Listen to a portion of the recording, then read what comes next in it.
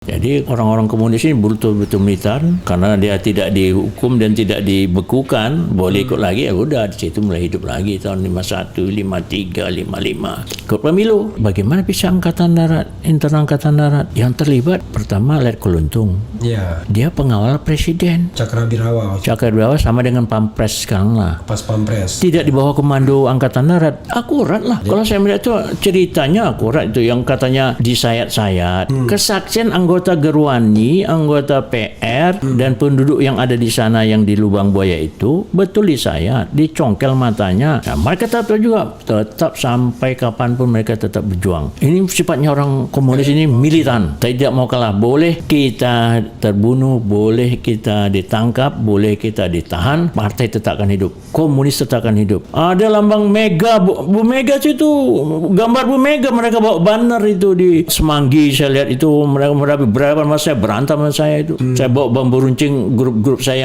yang dari anak-anak PI, Pam Swakarsa. Peradaban itu tulis kok kiri gambar PKI sama apa? Gambar Bu Mega mereka bawa. Terus saya sarankan gini, kalau PKI itu minta kompensasi rehabilitasi, berarti dia nggak salah. Saya ngomong berdua sama dia. Lebih juga nyatakan, mereka bilang korban. Lah kita yang mereka bunuh gimana? Tahun 65. Sama-sama korban tuh. Akibatnya karena kita dibunuh, kita takut-takuti, kita diintimidasi, ya, kemudian terjadi kejadian itu euforia massa untuk bisa membalas kepada orang PKI yang terbunuh. Kalau mereka rehabilitasi, terus kita gimana? Yang lebih baik dua-dua saja, didamaikan. Saya bilang, oh ya betul. 17 Agustus 2016 di Madura ada pawai foto edit nyoto beredar gambar PKI ikut pawai. Tapi nggak ditangkap. Kalau tentara lemah, kemudian umat Islam lemah, habislah sudah. Maksudnya bisa merubah ideologi negara ini.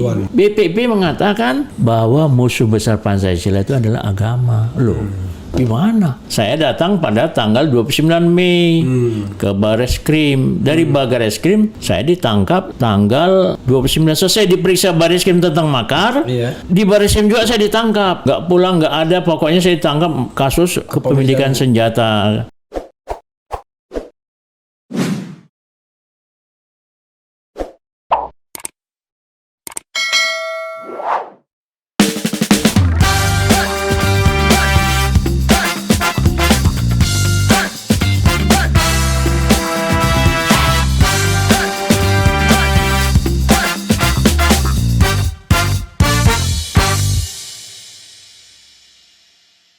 Assalamualaikum warahmatullahi wabarakatuh, Sobat RH sekalian. Jumpa lagi kita di channel yang keren ini, Keren Cadas. Suara saya masih serak karena saya batuk. Tapi di depan saya ada jenderal yang dianggap berbahaya karena tidak tanggung-tanggung bikin buku ini dari fitnah ke fitnah, ya. Saya beruntung karena sempat bertemu kemarin dan janjian hari ini, ya, karena kebetulan hari ini adalah malam pergerakan dan mulai start sekarang kan dia. G30 PKI yang dipimpin oleh Letkol Untung. Beliau adalah Maijen Purnawirawan Kiflan Zen. Assalamualaikum warahmatullahi wabarakatuh, Pak Jenderal. Assalamualaikum warahmatullahi wabarakatuh. Terima kasih ya, saya bisa hadir di sini yang keren kadas. Tapi saya mohon maaf nih Pak Jenderal, mungkin kalau interviewnya tidak berlangsung mulus karena saya batuk-batuk apa-apa. Iya. Tadi kita sudah sama Ustadz Alfian Tanjung, kondisi begini juga. Iya. Jadi sobat era sekalian tahu, tapi mudah-mudahan ini tidak mengurangi makna pertemuan dengan saya bilang Pak Jenderal, ya, Pak Jenderal. Jadi Pak Ustadz Jenderal. Oh, sekarang lebih banyak ke dakwah, ya? Ya, enggak, baiklah. Kalau ngomong ya sering ayat sering keluar lah. Oh. Karena saya dulu pernah belajar tafsir Quran. Oke. Kalau Pak Kiflan lahir di mana, Pak? Lahir di Langsa, Aceh. Langsa, Aceh, tanggal 24 bulan 12 1946. Oh, 24 Desember. 24 Desember itu bertepatan dengan tsunami. Tsunami 26 ya? Ya 26. Tapi 26 kan tsunami kan belakangan. Saya lahir duluan dulu. Wah, 5 tahun yang lalu. Tanggalnya saya ingat tanggalnya. Enggak, 24 itu saya masih di Aceh. Oh, kejadian itu ya. Kalau tidak salah, kan tsunami itu hari Minggu. Iya, iya. Nah, kami itu pulang hari Jumat dari Aceh. Saya, Saldi Isra, Todung Mulia Lubis, Smita Loto Susanto. Jadi ada 5 orang waktu itu kita mengadvokasi soal undang-undang otonomi Aceh yang terkait dengan pilkada dan lain sebagainya. Iya, iya. Waktu itu. Oh, lahir di Langsa 24 Desember 1946. 1946. Ya. Berarti usia sekarang hampir 75 lah. Tinggal 3 bulan lagi 75. Oh, 3 bulan lagi 75 ya. Masih kalah senior dibandingkan Babe Ridwan Saidi. Ya, lumayan. Umur lumayan lah. Pak Jenderal ya. Pak Ustadz Jenderal ya. Ustadz Jenderal. Ya, Ustadz Jenderal ya. Banyak yang saya ingin tanyakan sebenarnya dengan Pak Kiflan ini. Jadi sobat era sekalian, beliau baru saja kasih buku saya. Judulnya Kiflan Zen Personal Memoranda dari Fitnah ke Fitnah, yang ditulis oleh Dr. Anda Titi Dwi MSI. Tapi jangan salah, ini adalah istri beliau yang tukang ketiknya kan. Tukang ketik. Tapi saya nulis tangan, yang nulis tangan Pak Jenderal sendiri. Jadi dia ngedit ya. Yang ngeditnya istri. Jadi bisa dibilang ini adalah apa istilahnya, autobiografi. Jadi yang ditulis sendiri ya, bukan biografi. Jadi banyak sekali. Karena kalau bicara mengenai Kiflan Zen itu memang kalau kita lihat spektrum ini, mohon maaf Pak Jenderal ya, kalau spektrum tentaranya dulu ada istilah tentara merah sama tentara hijau ya. Kalau Pak Kiflan pasti tentara hijau ya, hijau jelas hijau, bajunya hijau ya. Tapi ada juga tentara bajunya hijau tapi merah. Merah katanya merah putih kata merah Wiranto. Jenderal merah putih sama jalan hijau. Wiranto udah ngomong ya. Oke, itu memang Wiranto yang ngomong. Yang ngomong itu. Jadi kalau orang tua dari Aceh juga? Bapak saya dari Aceh, ibu saya dari Minangkabau. Oke, jadi Aceh dan Minangkabau ya? Iya, iya. Oke, tapi ada Arab-Arabnya juga enggak? Ada Pakistan. Oh, Pakistan. Kalau orang Jawa bilang Pakiswetan. Pakiswetan.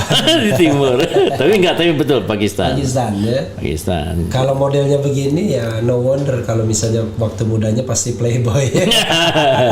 Di play si boy yang berplay main-main lah, main-main. Ya. Kalau sekarang playman. Jadi luar biasa. Ini pangkat waktu kapan tuh? Itu Mayor Jenderal. Oh, sudah Mayor ya? Panglima Divisi Malang, Divisi 2 Malang. Pangkat terakhir adalah asisten dari Pak Prabowo ya? Sebagai Kepala Staf. Kepala Staf Pangkostrat. Kostrat. Jadi Kepala Staf Kostrat. Ya, Panglimanya Prabowo, Kepala Stafnya saya. Oke. Urusan tuh internal di dalam ya. Yang mengkoordinir para asisten, menyiapkan semua kesiapan perang, Prabowo pakai. I see. Nah, itu tugasnya Kepala Staf. Itu seperti Kepala Staf Kodam ya? Ya, dia menyiapkan semua kebutuhan persiapan, dia eksekutornya Panglima. Oke, kalau itu dulu, kalau sekarang Kasum mungkin ya, kalau Kasum ya. Oke, yang menyiapkan segala personel dan lain sebagainya. Ya. Jadi Kasum itu orang nomor 2 bisa dibilang? Ya, nomor 2 kalau itu orang nomor 2. Orang nomor 2 ya. Kepala Staf nomor 2. Oke. Ini Pak Jenderal ya, saya tentu penonton RH ini saya kayak mesin yang telat ngomong ini ya, karena kita nggak apa-apa ya. Jadi terengah-engah ngomongnya. Cuman yang jelas sobat era sekalian pasti pengen tahu ini adalah pergerakan G30 SPKI yang dikomandoi oleh Letkol Untung. Malam ini bergeraknya dan malam ini juga sampai dini hari menculik para jenderal. Makanya dikatakan G30 SPKI. Tapi Bung Karno nggak mau dibilang gestok, kata Bung Karno. Gestok, karena kejadiannya dia tahunya pagi hari tanggal 1. Pergerakannya di sini. Sebenarnya dalam cerita itu yang yang saya baca dan saya alami sendiri, Iya. mereka sudah merancang sejak bulan Agustus 1965. Oke. Rapat-rapat karena waktu itu Bung Karno sedang sakit. Jadi Bung Karno sedang sakit, datang dari tim Chu Enlai kirim dokter, sakitnya dia sakit itu kena ginjal. Oke. Dibilang sama dokter Cina ini, Bung Karno ini kalau tidak sembuh, dia mati.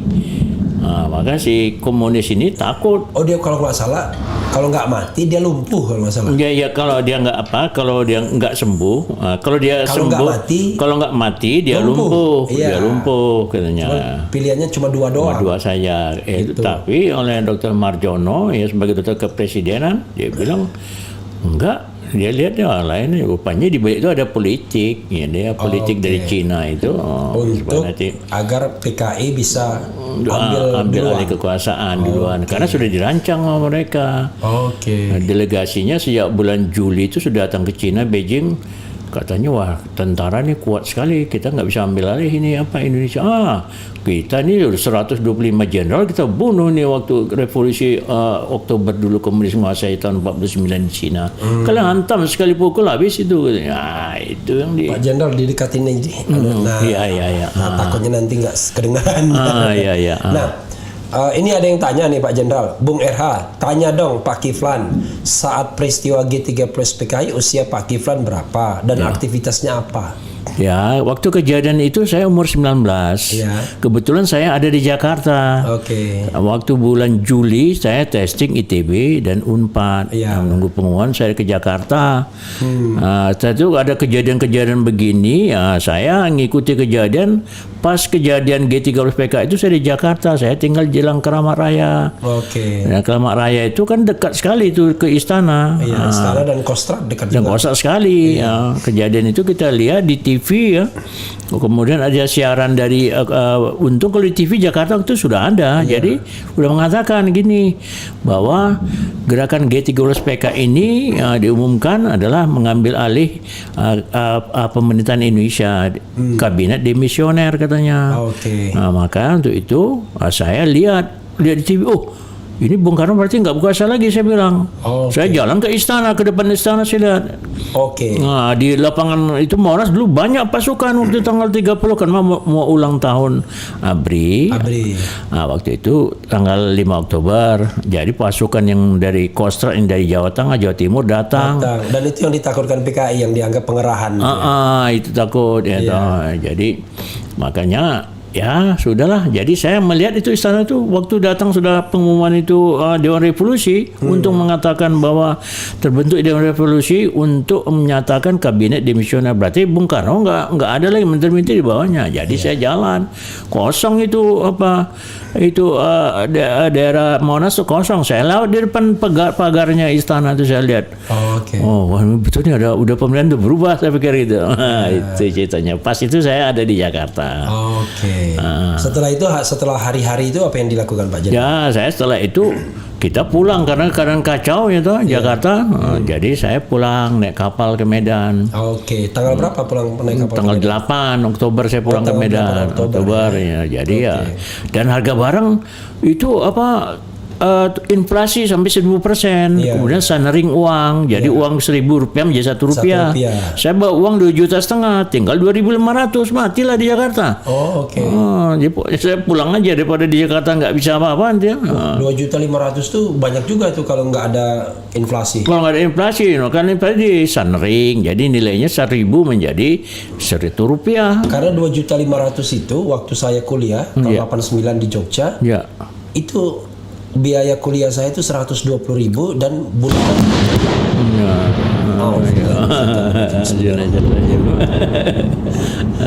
Jadi luar biasa saudara sekalian. Kita ngomong di sini tiba-tiba ada petir dan waduh, langsung. Ini baru pertama kalinya Pak Jenderal. Ya, kedatangan ini. Kedatangan saya ini mungkin ya, menyambut kedatangan saya. Menyambut kedatangan Pak Jenderal. Jadi begitu ya. Oke Pak. Jadi sebenarnya Pak Jenderal pada saat usia itu 19 tahun ya itu remaja biasa ya. Ya, remaja yang biasa. Tidak ikut pada Tapi saya kan udah ikut organisasi PI, Pelajar Islam Indonesia, udah tahu politik saya. Oke. Saya berantem dengan apa IPI, Ketempur Pelajar Indonesia yang di bawah under bawahnya PKI, udah berantem kita di Medan. Oke. Tapi setelah itu ikut demo-demo apa? Udah ikut demo di Medan saya di apa Kesatuan Kasih Mahasiswa Indonesia kami, yaitu konsulat Medan. Setelah itu pas pulang ke Medan, saya kemudian Pak kuliah. Janda kuliah di UISU. Nasional kedokteran. Nah, Kedokteran langsung saya masuk itu karena baru dibuka kedokteran itu baru pertama kali kedokteran. Saya ketua senat. Ketua senat. Senat tahun 1965 Oktober 65 udah ketua senat saya. Baru dibuka langsung ketua senat saya. Itu. Langsung ketua senat. Ya, saya kan pernah berorganisasi PI Pelajar Islam Indonesia. Karena memang baru tingkat pertama. Tingkat pertama dan baru kedokteran itu baru dibuka. Jadi nggak ada orang kan? Ya. Nggak ada yang seniornya. Nggak ada yang seniornya, kebetulan dipilih ya. Banyak omong ya, orang banyak omong biasanya dipilih sama orang. Itu pasti tongkrongannya juga mantap. Ya kan? Jadi waktu itu dipilih ketua senat, apa aktivitasnya Pak Jenderal? Ya, sebagai ketua senat, kalau untuk internal ya kita mengkoordinasi mahasiswanya, belum ada laboratorium fisika, belum ada laboratorium biologi, belum ada laboratorium kimia. Saya mencari sendiri swasta kok. Ya, kita buat ada semacam sandiwara ya gitu. Kita minta. Waktu setelah pemberontakan itu terlibat pada demo-demo. Demo lah kita di Medan, kita merebut kantor Bapak Erki. Kemudian kita minta turun Bung Karno supaya turun dari kepresidenan di lapangan Merdeka Medan. Wah, demo kita berantem menyerang kantor PKI kita di Medan, hancur itu CDB-nya. Kita rebut itu. Bapak Erki itu Badan Peranakan Indonesia, maksudnya orang Cina. Badan Peranakan Indonesia. Tapi dia organisasi undernya PKI, berada di bawah PKI. Lalu CD apa satu lagi? CDB Komisi Daerah Besar itu adalah sama kita nih adalah pengurus wilayah dari PKI, wilayah provinsi CDB namanya. Jadi sampai kapan itu? Ya sampai saya masuk Taruna. Masuk Taruna kapan? Menurut Taruna 1968. 1968. Jadi saya sempat 5 semester, kalau sekarang 5 semester. Kalau dulu tingkat 1, tingkat 2, tingkat 3, naik tingkat 3 saya banting setir. Karena saya dipecat dari universitas karena saya demo juga. Demo universitasnya karena ketua yayasannya dianggap korupsi. Jadi masih nggak senang ini kemana uang kuliahnya kok nggak ada gitu ya. Fasilitas nggak bagus ya. Padahal saya mencari laboratorium kimia, fisika sama kimia saya cari sama biologi. Saya cari sendiri, saya bantu universitas. Kita keleran, kuliah juga keleran gitu. Demo saya mimpin demo. Baru tingkat 2 saya mimpin demo, anak tingkat 3, tingkat 5 ya sama tuh Bastian Ramsa. Itu dia kan fakultas ekonomi senior dari saya dia duluan. Tapi mereka nggak berani senior, yang junior aja yang demo. Akhirnya saya dipanggil sama rektor, sama dekan ya, sama ketua yayasan. Hari ini kamu saya pecat. Juli tahun 2000 tahun 1997 saya dipecat. Juli 1967. 1967. 97 1967 saya. 1967. Dipecat saya. Kita ada 4 orang dipecat, kamu saya pecat itu. Ya udah saya nerima pecat, ya sudah. Nggak kuliah lah saya, kan udah 2 tahun kuliah, udah semester 5 lah sekarang gitu toh. Ya sudah saya kebetulan ada pendaftaran Akabri. Sudah kepengennya saya masuk Akabri sebenarnya, tapi karena bapak minta saya harus kuliah ya sudah. Jadi masuk Akabri, testing lah Akabri. Kemudian lulus saya, tapi saya kemudian dipanggil setelah saya lulus Akabri, dipanggil lagi, direhabilitir saya untuk kuliah lagi. Udah malas saya. Ya akhirnya saya testing Desember tahun 1967 berangkatlah saya ke Bandung. Bandung itu di Trapus Transitu Pusat. Dan kemudian saya testing untuk tingkat pusat, lulus saya. Desember 1997, pembukaan Januari 1968. di Magelang. Nah, udah masuk saya jadi Taruna. Taruna per Januari 68. 68 tamat Desember 12 Desember 1971. Tahun 71 ya, 3 tahun ya. 4 tahun dong, karena Januari Desember. Iya. Itu satu angkatan siapa kalau yang Saya satu angkatan dengan Endi Atarno Sutarto, Panglima TNI, kemudian Jamari Caniago, Sugiono, Kasum. Gitu. Itu leading saya. Kiki Sanakri juga, itu angkatan saya itu. Kiki Sanakri juga 71. Oke, tapi kayaknya lebih muda dia ya usianya. Enggak sama juga. Saya kelahiran 47 dia. 47. Oke. Nah, Pak Jenderal, ini karena ini G30 SPKI, kita tahu bahwa kalau Ustadz itu Ustadz Alfian Tanjung. Kita sudah tadi interview sama Alfian Tanjung bicara soal bahaya komunis. Ya. Nah, kalau Purnawirawan TNI selain Gatot Nurmantio, kalau Gatot Nurmantio angkatan berapa itu? Ya 82. Ya. Selain Gatot Nurmantio, sebelumnya yang sering bicara bahaya PKI adalah Pak Jenderal. Ini bahkan membuat buku nih, Sobat Era sekalian nih. Catatan sejarah tragedi berdarah pengkhianatan PKI terhadap NKRI. Di sini kita kan tahu Pak Jenderal, yang namanya PKI ini kalau kita lihat sejarahnya tahun 26 melakukan pemberontakan tapi terhadap Belanda. Semaun CS itu ya? Semaun Darsono, Snevit itu enggak, dia orang Belanda tapi dia sudah pulang, dia membangun 1913 ISDV nama, Indonesian Association Perlindungan itu, sama dengan kemudian itulah cikal bakalnya PKI 1913. Dan itulah yang kemudian membuat impresi bagi Bung Karno ya. Bung Karno wah ini kekuatan revolusioner baru nih. Makanya kan dia nulis nasionalisme, Islamisme dan Marxisme. Kan? Nah itu, tapi kalau tahun 26 kan kita nggak bisa hitung karena itu pemberontakan terhadap pemerintahan kolonial. Tapi dia juga ini sebenarnya mereka pengkaderan itu bukan dari Snevit mengkadernya, itu dari Syarikat Islam. Cokro Aminoto. Host Cokro Aminoto. Cokro itu Semaun, Darsono itu murid Cokro Aminoto. Tapi lucu, Cokro Aminoto itu Bung Karno juga muridnya juga. Malah mantunya itu. Kartosuryo muridnya juga. Iya, muridnya juga sama dengan Ahmad Dahlan juga muridnya juga. Terus jadi itu tokoh pendiri NU juga muridnya juga. Jadi tokoh yang bermuara seluruh orang ya. Iya, karena Serikat Islam dulu untuk melakukan perlawanan terhadap Belanda 1905 ada Serikat Dagang Islam Samanhudi. Jadi Samanhudi 1905 ya. 1905 itu di Lawayan kemudian dia di Solo. Kemudian dari sana kemudian berpindah 1911 berubah menjadi Serikat Islam. Dan jadi itulah yang cikal bakal untuk perlawanan terhadap Belanda. 1905 kita udah perlawanan terhadap perdagangan. Gerakan nasionalisme itu dimulai dari Serikat Dagang Islam untuk melawan pengaruh dari kekuasaan Belanda dalam perdagangan, termasuk terhadap Cina yang menguasai perdagangan. Jadi memang semangatnya nasionalisme. Jadi kalau menyingkirkan Islam nggak relevan, bener? Nggak relevan lah. Perjuangan pertama yang untuk nasionalisme itu adalah pertama Serikat Dagang, baru ada 1908 nanti yang namanya Budi Utomo. Dan Budi Utomo pun gerakan kebudayaan. Iya, budaya. Bukan gerakan nasionalis. Bukan. Oke, terlepas dari itu semua, lalu apa lagi yang Jenderal catat di sini soal pengkhianatan G30 PKI, pengkhianatan PKI itu?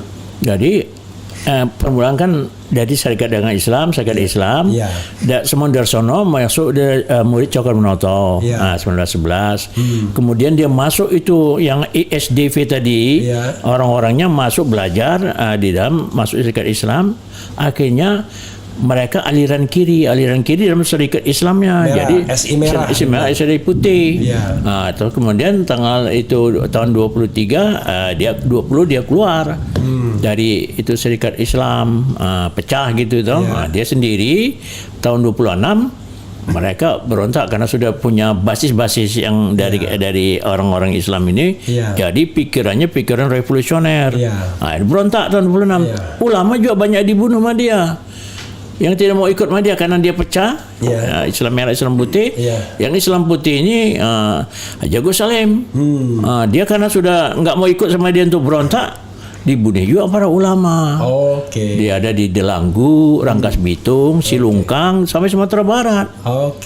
Jadi banyak dibunuh juga mereka yang nggak mau ikut. Sudah kelakuannya PKI itu. Kelakuannya komunisnya. Ya karena ngikuti di Rusia. Rusia kan dibunuh juga itu. Yang tidak mau ikut komunis, ikut-ikutan mereka. Itu revolusi Bolshevik gitu ya. Nah, baru nanti berikutnya. Yang nggak ikut mau gelombang revolusioner. Dibilang apa gitu kan? Kaum Bolshevik gitu. Lalu setelah itu catatan PKI tahun 48. Nah, kemudian 1926 karena berontak ditangkapin Semaun Darsono. Kemudian yang Musso lari ke Rusia. Nah, Rusia lari ke Rusia. Nah, dari Rusia ketika kita revolusi, orang komunis nggak ikut revolusi. Nggak ikut karena dia melari semua tuh. Pokoknya waktu pendirian bangsa ini mungkin berkat rahmat Tuhannya di sana. Situ. Orang komunis nggak ikut. Kalau orang komunis ikut, dia akan mengklaim. Dialah. Yang ikut kan cuma Islam nasionalis.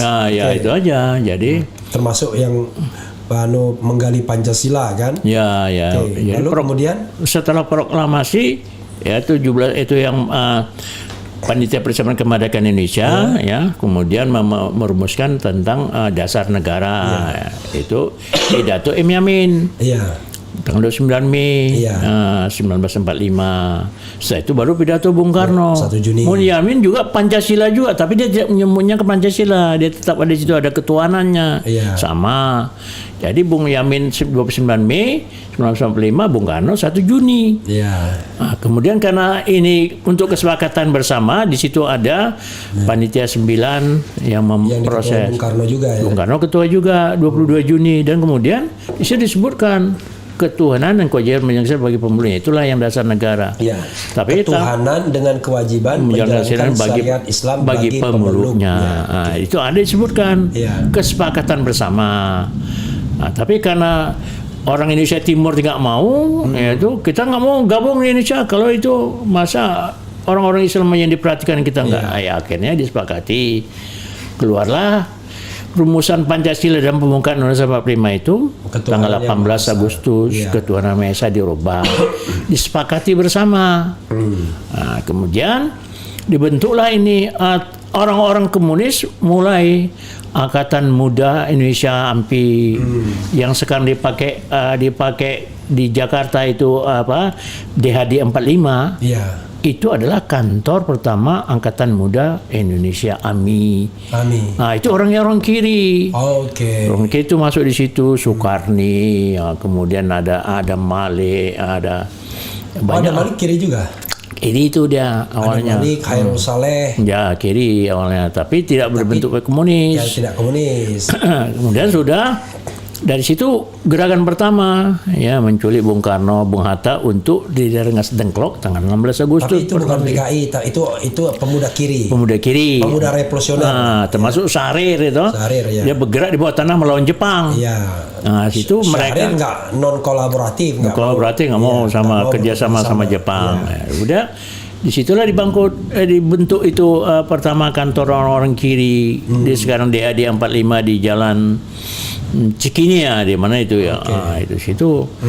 Nah, kemudian di situ mulai terbentuknya, akhirnya orang-orang kiri pulang ini Musso CS ke Indonesia. Kemudian setelah lari tahun 26 itu, pulang dia nanti tahun 48. Tapi sebelum itu orang-orang kiri kan yang sudah terbentuk sejak tahun 26 yang berontak itu kan masih banyak. Mulailah mereka mengorganisir. 22 tahun di Rusia ya. Mulai kemudian 26 sampai 48 sekitar 22 tahun. Tapi yang lain yang sudah terbentuk di Jawa, mulai dari yang di Jawa Timur ada, Jawa Tengah ada.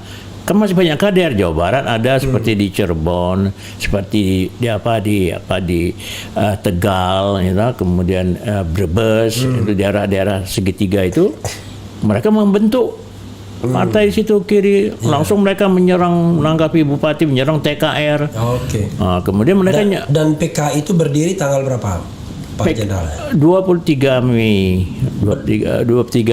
1920 yang dulu sejak jadi dulu dia yang dulu dipakai lagi di ulang tahun mereka. Oke, dipakai lagi karena tahun ada maklumat X yang mendorong pendirian partai-partai politik. Pada itu dia bangkit lagi. Oke, bangkit lagi. Bangkit lagi. Tapi itu dia memakai nanti Amir Saripudin. Amir Saripudin itu sebenarnya dia ada sosialis sama dengan Sarir. Tapi karena dia kecewa dicopot dari Perdana Menteri tahun 47 sebagai Perdana Menteri diganti sama Sarir, dia gabung sama komunis. Ada komunis Kongres. Bukannya Sahrir dulu yang jadi Perdana Menteri. Sahrir 47, Amir Saripudin 48. Enggak 47 dia. 47 Sahrir itu kan dia mulai terbentuknya pemerintahan Indonesia yang dari presidensial menjadi Perdana Menteri. Oktober dia sampai dengan 46 diganti sama si Amir Saripudin. Amir Saripudin dia ikut Kongres PKI di Solo. Nah, setelah terbentuk itu PKI sudah menyerang di Cirebon, di Pemalang, di Brebes itu udah menguasai, buat dibunuhnya, termasuk yang di Tangerang itu sudah mulai bergerak mereka sejak 45, 46, 47. Nah, karena yang tadi tidak ketangkap tahun 26 mereka subur lagi. Tapi pimpinannya musuh. Pulang tuh pimpinan pertama itu adalah nanti dipimpin sama Amir Saripudin. Amir Saripudin. Masuk dia waktu kongres di Solo. Amir Saripudin kongres Solo itu melakukan langkah-langkah untuk membentuk kembali komunis, Partai Komunis Indonesia. Pulanglah Musso mengambil alih ini Partai Komunis. Jadi Musso mengambil alih dari Amir Saripudin. Amir Saripudin. Tapi di situ sudah ikut masih kader muda yang namanya Aidit, ikut di dalam kongres di Solo tahun 47, 48 September 48. Pemberontakan bulan apa? September 48. Habis itu langsung pemberontakan. Langsung pemberontakan. Musso kan pulang. Kenapa di Madiun pemberontakannya? Karena basis kekuatan yang utama mereka di Madiun. Madiun, Magetan, tapi kalau umpama pasukan yang ikut di situ, pasukan Jenderal Djoko Sutono itu ada di Madiun, didukung sama tentara. Jenderal Djoko Sutono yang UI itu? Bukan UI, kenapa di UI? Ada guru besar Djoko Sutono. Bukan itu. Jadi udah itu karena dukungan dari pasukan di sana, dari brigade di sana. Jadi tapi disiapkan juga Solo. Kalau mereka kalah di Madiun, di Solo disiapkan juga. Nah, itu ada juga pasukan yang di sana yang mendukung. Jadi mulai itu mereka berontak, mengatakan dia datang dari Moskow. Sebenarnya Bung Karno dengan ini kawan sama Musso, berkawan. Dia kan sama-sama murid dari Host Cokominoto, kawan mereka. Tapi dia minta supaya gabung, kata Bung Karno, gabunglah sama kita. Waktu dia pulang dari Moskow, nggak mau dia. Dianggap ini kolaborasi sama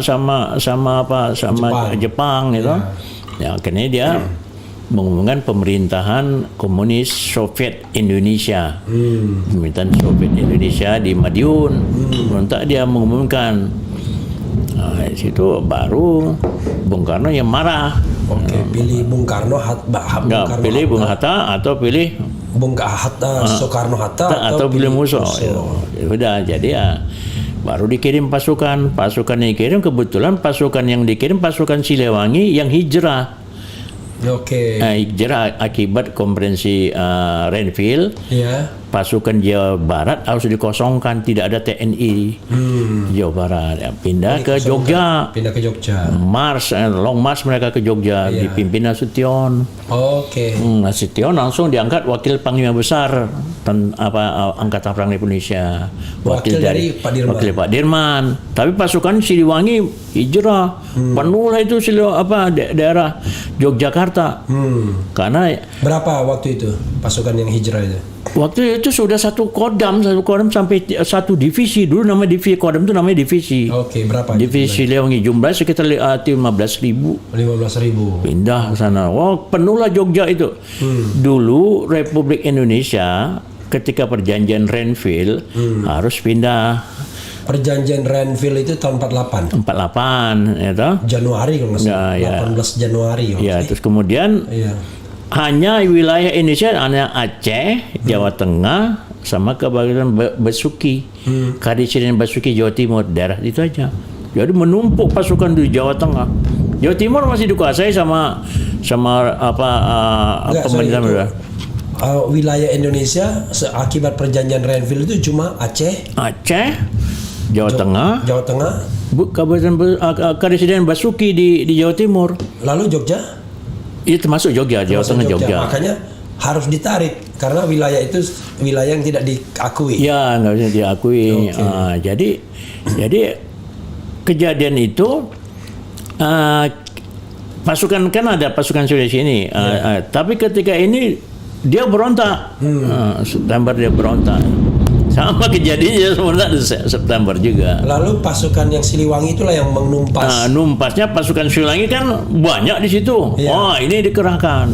Dipimpin oleh Dipimpin oleh Pak Nasution itu, Jenderal Nasution sebagai Wapangsar, wakil Panglima Besar, tapi merangkap Panglima Divisi Siliwangi. pangkatnya sudah jenderal.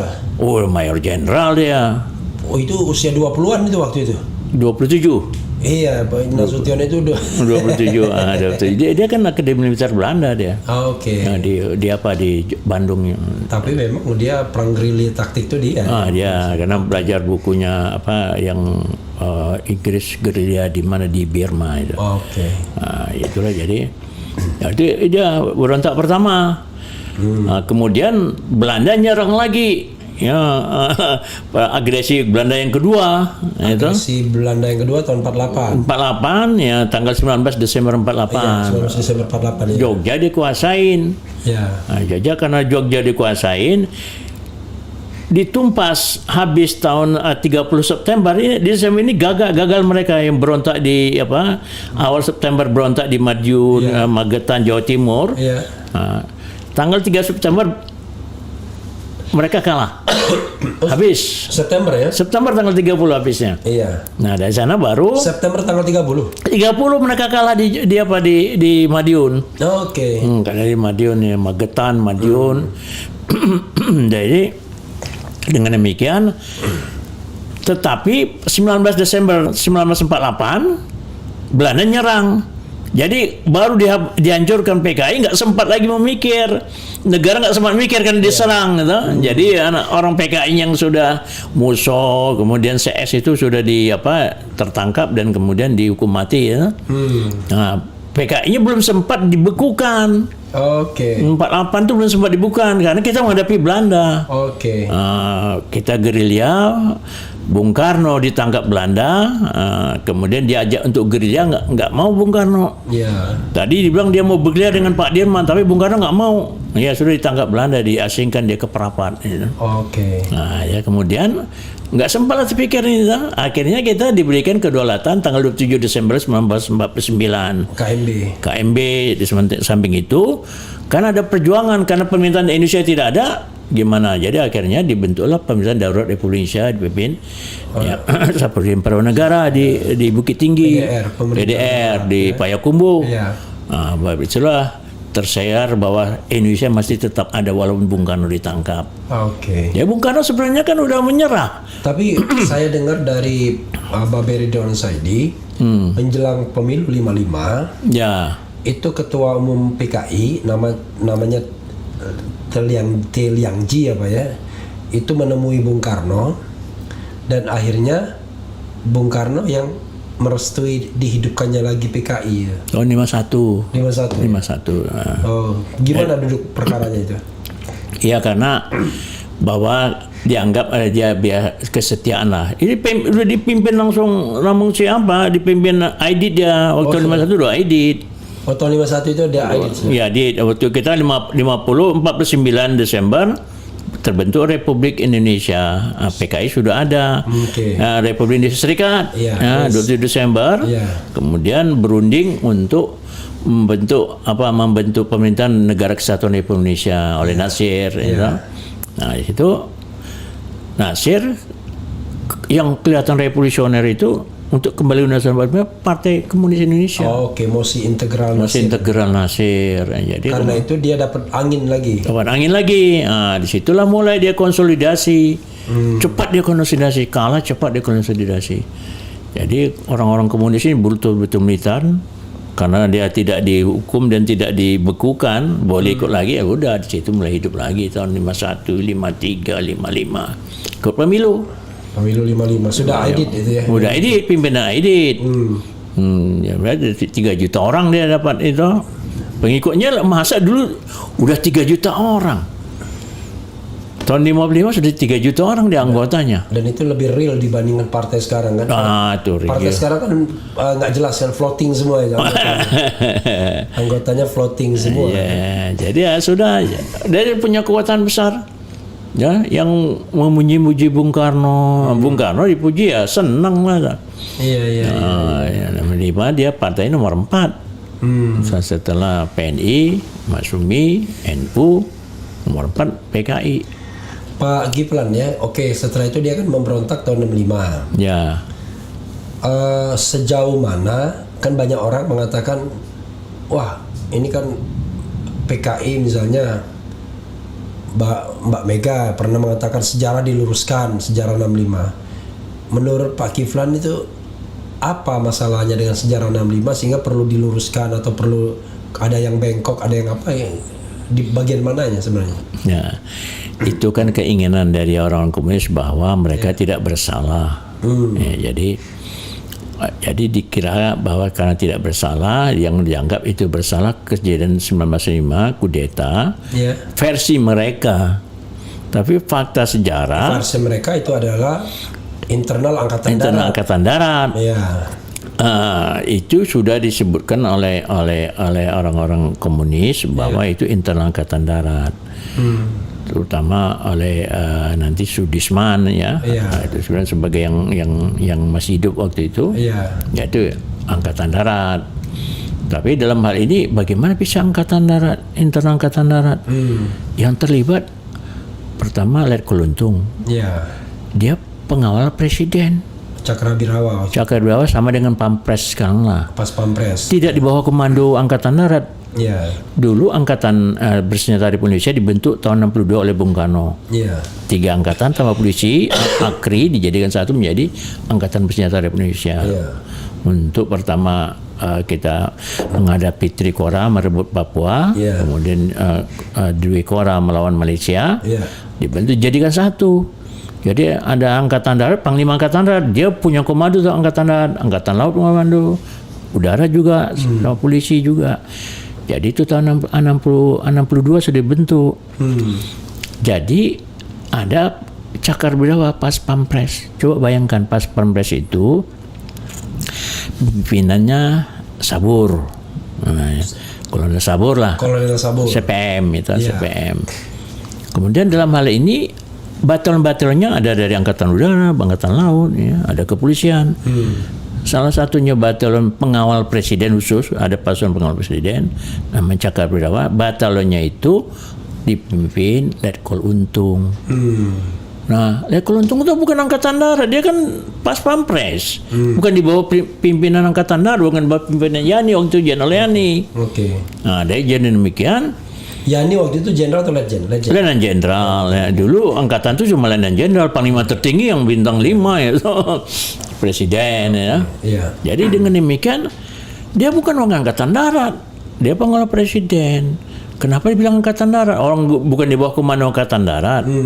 Itu katanya karena itu internal angkatan darat yang menangkap itu adalah pimpinan Letkol Untung dengan pasukannya.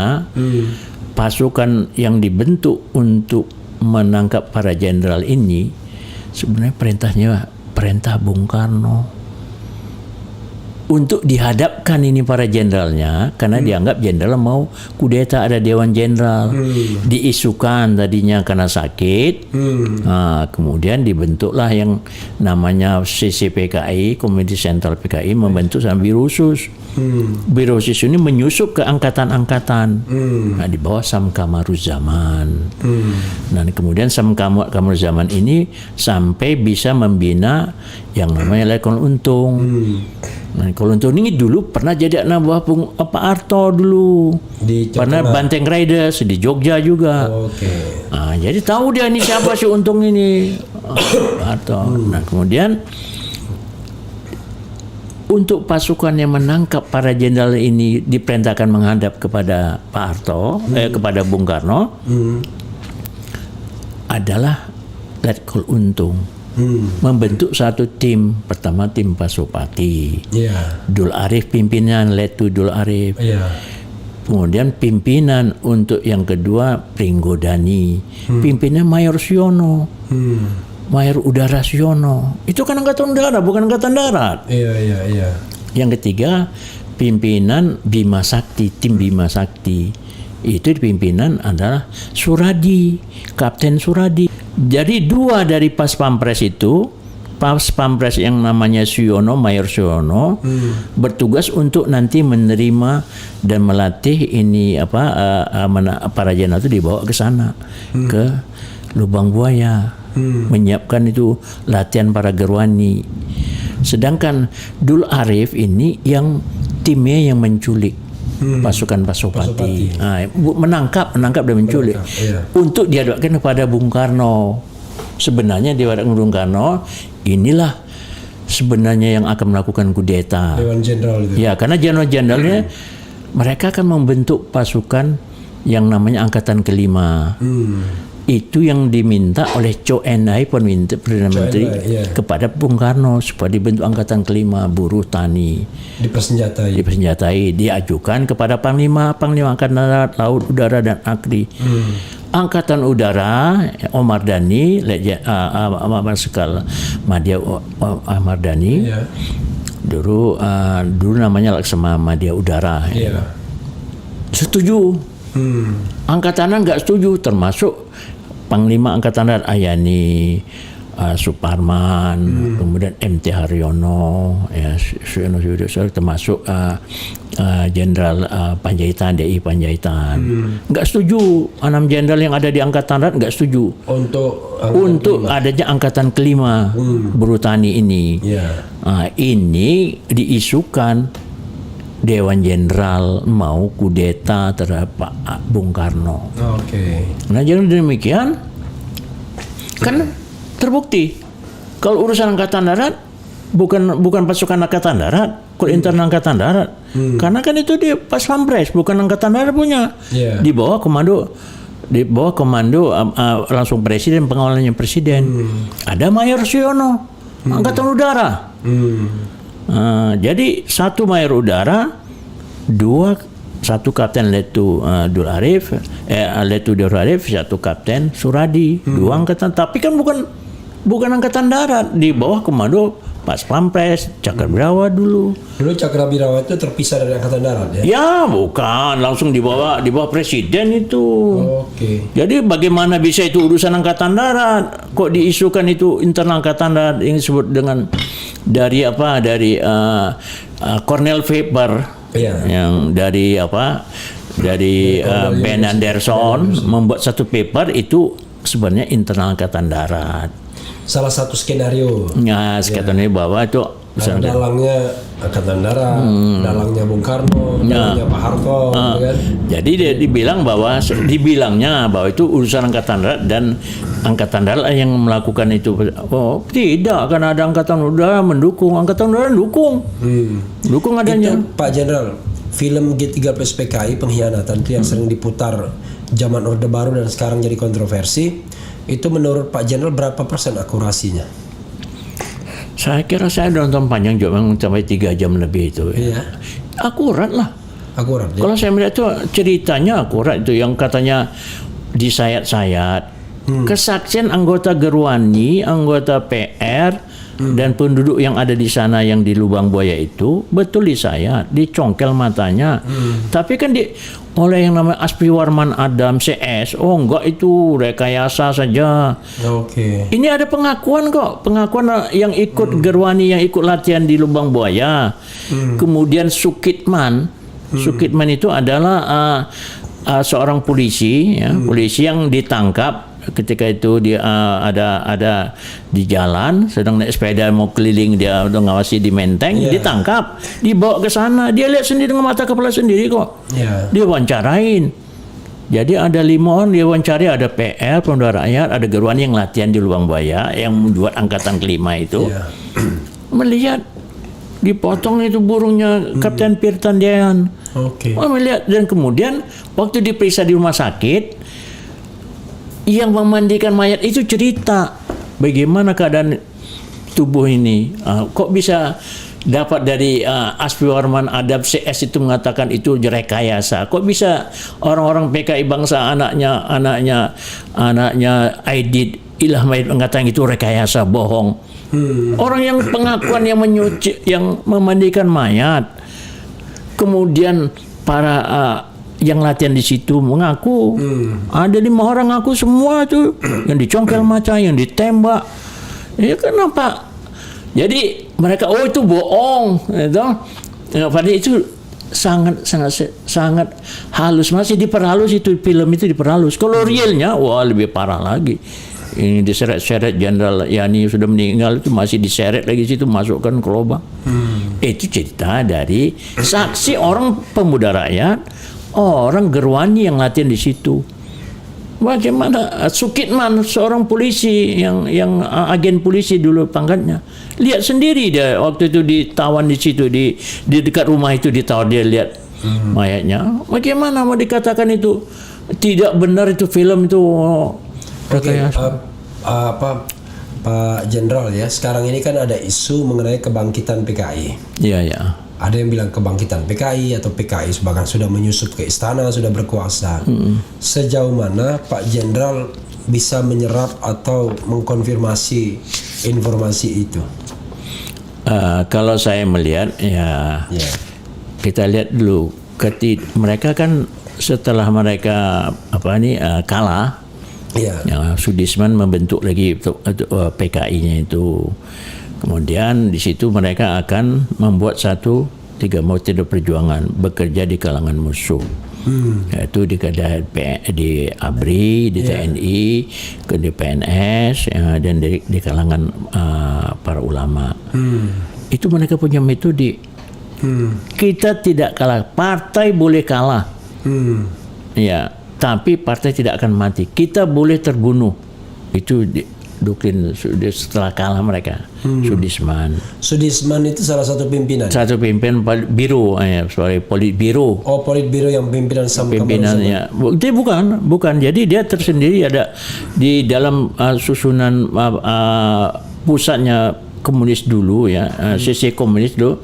Komite sentral itu tingkat pusat di BP sekarang lah. Itu ada pimpinan tuh, ada politbiro. Politbiro itu sama dengan ketua badan harian lah. BP, badan BH, badan harian dari suatu partai, namanya politbiro. Politbiro ini pimpin langsung Aidit. Aidit membawa politbiro, tapi di samping itu persetujuan politbiro dibentuk namanya biro khusus. Nama Sam Kamaruzzaman, Pono dan Nyono. Inilah yang bekerja khusus atas perintah dari Aidit yang merancang untuk kudeta ini. Nah, kemudian karena mereka tidak kalah, mereka bekerja terus membentuk CCPK ini kembali. Kemudian mereka lari ke Jawa Tengah, membentuk pasukan di Marbu Komplek. Mereka bersenjata di Blitar Selatan, Olwan Tapea memimpin di situ dengan kekuatan bersenjata, dikalahkan juga, ditumpas setelah 1968. Mereka tetap sampai kapanpun mereka tetap berjuang. Ini sifatnya orang komunis ini militan, tidak mau kalah. Boleh kita terbunuh, boleh kita ditangkap, boleh kita ditahan, partai tetap akan hidup, komunis tetap akan hidup. Tapi ini setelah 55 tahun ini ya, dari Ya, 65 itu, apakah masih relevan kita bicara mengenai bahaya komunisme itu? Nah, ini kita lihat ya. Ya. Ya, setelah mereka tetap begitu, akhirnya situasi tahun 1998. Ya. 1997 mau pemilu, Ya. terjadi peledakan di Tanah Tinggi, di Bekasi. Ya. Nah, itu kader-kader muda komunis yang Forkot dulu dianggap kiri, Fordem, kemudian ini dianggap kiri termasuk PRD. Nah, tapi yang ditangkap sama Kopassus sama Prabowo karena mau pemilu 1997 kan terjadi pemboman, Ya. ditangkap. Maka dituduhlah Prabowo orang menculik, padahal kan menangkap orang buat kerusuhan. Itu anak-anak kiri. Jadi dengan demikian itu mulai kelihatan. 98 mereka dompleng Amin Rais ya, sama elemen Islam ini ya, terutama Amin Rais itu ya, membentuk yang supaya Pak Harto supaya mundur ya, ketidakpuasan terhadap kepemimpinan partai yang sudah lama, marah itu. Ya. Nah, itu kan terbentuk setelah mau pemilu ya toh, marah itu. Jadi akhirnya orang Islam sendiri yang diberikan kesempatan sama Pak Harto mau turun. Wah, saya ini nggak ada yang dukung. Saya datang dengan Prabowo ke Pak Harto tanggal 18 Mei 1998. Jangan mundur Pak. Wah, semua nggak mau ada nolong saya. Amin Rais sudah ditolong nggak mau. Sekarang malah dia hantam saya. Kita akan dukung Pak. Semua demo terhadap saya kita akan dukung. Saya kerahkan. 18 Mei. 18 Mei 98. Waktu itu Pak Kiflan menghadap Pak Harto. Iya, bersama Prabowo. Bersama Prabowo. Jangan mundur. Tapi Amin Rais datang dan timnya termasuk siapa Kanjang itu, Kiai Kanjang itu. Oh, GAMH Indonesia. Yang maju datang tuh ke sana. Iya. Pak Harto mundur. Tapi kita Pak Amin nggak datang, Pak Amin. Amin nggak datang, tapi ada utusannya. Yang datang itu Nurkolis Majid. Ya, di situ kan orang-orang kiri dompleng di masa yang bergerak itu kerusuhan 98 Mei 98. 12 terjadi penembakan Trisakti, 13 meledak. Orang-orang kiri, saya mendapat informasi dari intelijen dari Kostrad, bergerak dari Madiun, dari Jawa Tengah dengan kereta api masuk ke Jakarta. Orang-orang kiri, orang-orang eks-komunis sama anak-anak pengikutnya masuk buat kerusuhan di Jakarta. Tapi bisa kita selesaikan tanggal 15 Mei 1998 sama Prabowo. Bisa 13 meledak, setelah Trisakti 13 meledak. Kemudian 14, 15 saya datangkan pasukan seluruh Indonesia dari Kostrad itu. Dari Makassar juga datang ke Jakarta. Dituduh juga kita mau kudeta. Wiranto nuduh gitu. Pak Harto mundur. Permintaan Wiranto Pak Harto mundur. Tanggal 15 Mei di Halim. Pak Harto pulang dari Mesir. Pak, kadang kacau nggak bisa diatasi. Padahal udah kita atasin. Kostrad ngatasin. Saya datang pasukan ke Jakarta. Oke. Nah, dari situ anak kiri yang masuk mengacau, kita tahu, saya tahu, anak kiri yang SPKI. Nah, akhirnya Pak Harto mundur, ya berhenti lah gitu, karena udah kita datang, saya berdua dengan Prabowo datang ke rumah, sudah nggak ada yang dukung saya lagi. Ya, Amin Rais saya angkat itu, dia malah saya bantu untuk jadi ketua Muhammadiyah, malah dia ngantam saya, udah mundur, Pak Harto berhenti. Kan soalnya kacau, demo di mana-mana, kiri main. Forkot, ya maaf aja kalau Fordemnya sekarang udah bagus, saya lihat nih Fordem dulunya kan kiri, ya toh. Fordemnya udah lain sekarang. Sekarang udah bagus, udah bagus, saya senang yang Fordem sekarang nih. Tapi dulu enggak, udah. Termasuk Rana Sarumpayat itu lawan saya dulu. Siapa? Rana Sarumpayat. Di Bukit Duri itu rapatnya tanggal untuk bisa menghantam untuk Habibie ini saya seberapa nih Rana Sarumpayat saya dulu. Terus kemudian Pak Habibie kan ingin negara ini bisa jadi tenang kembali, diadakanlah sidang istimewa MPR karena tidak setuju. Ya, dengan karena atau mundur di Habibie harus mundur. Udah diadakanlah sidang istimewa 10 sampai 13 November. Saya diangkat sama Perintah Wiranto, saya sebagai yang mengendalikan PAM Swakarsa, anak-anak PII, anak HMI, anak Pemuda Ansor, anak FKPP, anak itu bergabung sama saya untuk mempertahankan MPR mau sidang istimewa. Mereka nggak setuju, tidak perlu sidang istimewa. Orang-orang kiri, termasuk Sidang istimewa untuk apa? Untuk merubah GBHN bahwa pemilu yang tadi mestinya 2002 dimajukan 1999. Oke. Nah, Sidang biasa sebenarnya itu ya. Oke. Jadi kan di antara sidang itu ada sidang istimewa, mestinya 98 diangkat, kan pemilu mestinya 2002. Iya. Itu mestinya dirubah, dipercepat pemilu jadi 99. Iya. Kan membutuhkan perubahan GBHN. Iya. Perubahan GBHN. Pakai TAP MPR itu. TAP MPR, jadi maka dia ada sidang istimewa. Mereka nggak setuju, tidak perlu sidang istimewa, Habibie harus turun. Jangan orang kiri inilah. Saya ngadapi mereka, saya lihat itu lambang PKI, ada mas saya fotonya, ada lambang Mega, Bu Mega itu gambar Bu Mega, mereka bawa banner itu di Semanggi, saya lihat itu mereka berapa mas saya berantem sama saya itu. Saya bawa bambu runcing grup-grup saya yang dari anak-anak PI, PAM Swakarsa. Peradaban itu tulis kok kiri gambar PKI sama apa? Gambar Bu Mega mereka bawa. Saya berhadapan sama orang kiri. Itu pertama itu buktinya 98 baru pemilu 99. Ya, Habibie nggak mau ikut mencalonkan lagi, malulah dia dah. PAM Swakarsa itu yang bentuk kan Wiranto. Ya perintah Wiranto kepada saya kok. Oke. Perintahnya sama saya. Waktu itu sempat bentrok. Berantok sama masa itu masa kiri, banyak saya lihat orang bawa gambar Mega, gambar Pak Luarit mereka bawa kok. Itu bukti 98 mereka, karena Pak Harto nggak lagi Habibie dah keluar kiri. Itu bukti pertama. PAM Swakarsa dari mana aja waktu itu komponennya? Komponennya anak PI, anak HMI, Pemuda Ansor, FKPPI, kemudian ya yang pendukung FPI juga. FPI nggak ada, FPI baru dibentuk tahun 99. Oke. 98 yang mengamankan negara ini adalah PAM Swakarsa. Oke. Setelah itu saya dikejar-kejar mau dibunuh. Oleh masa-masa ini, mobil saya dilempar, dikejar-kejar kok.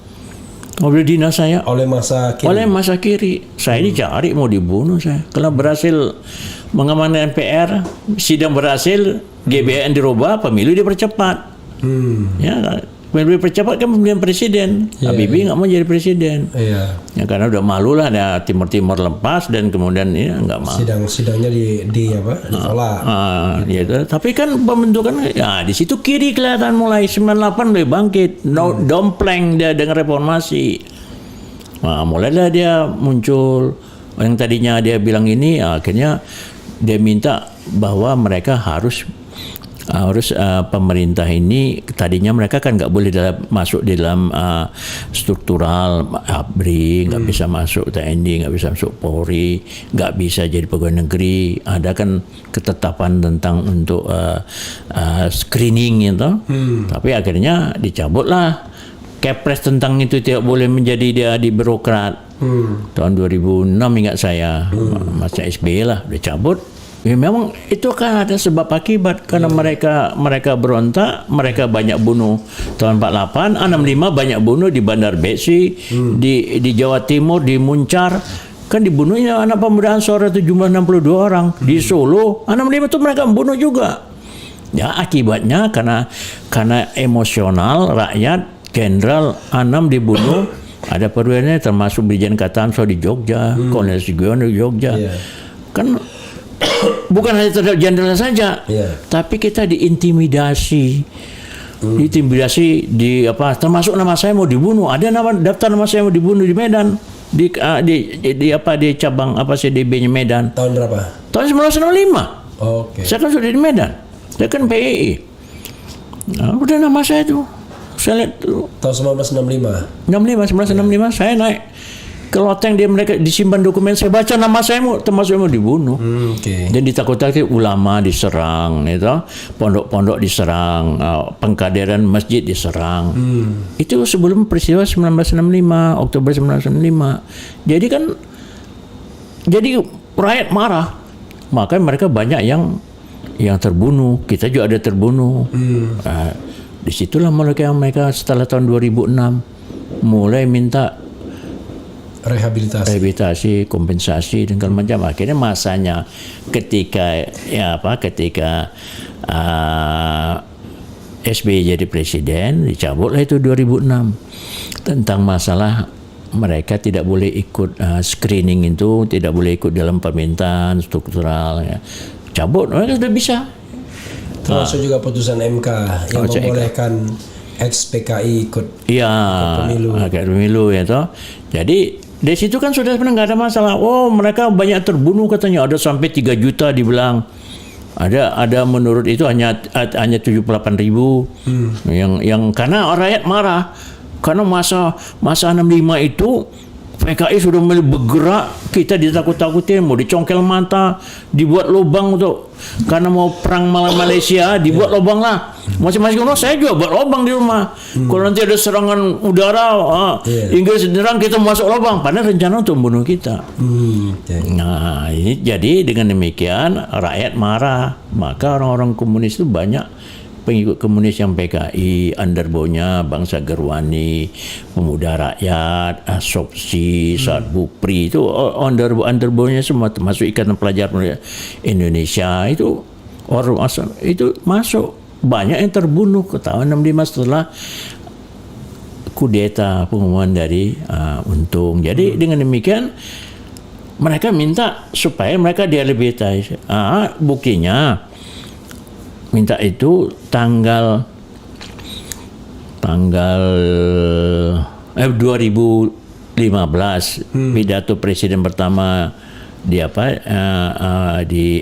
DPR untuk tanggal 16 Agustus biasanya RPBN, pengantar RPBN. Mereka minta supaya di situ mereka sudah masukkan konsep untuk masuk supaya direhabilitir. Saya membaca ada dokumennya yang di lampiran, daftar lampiran itu bahwa nanti ada pernyataan untuk peminta rehabilitasi, minta maaf segala macam, dimasukkan konsepnya itu.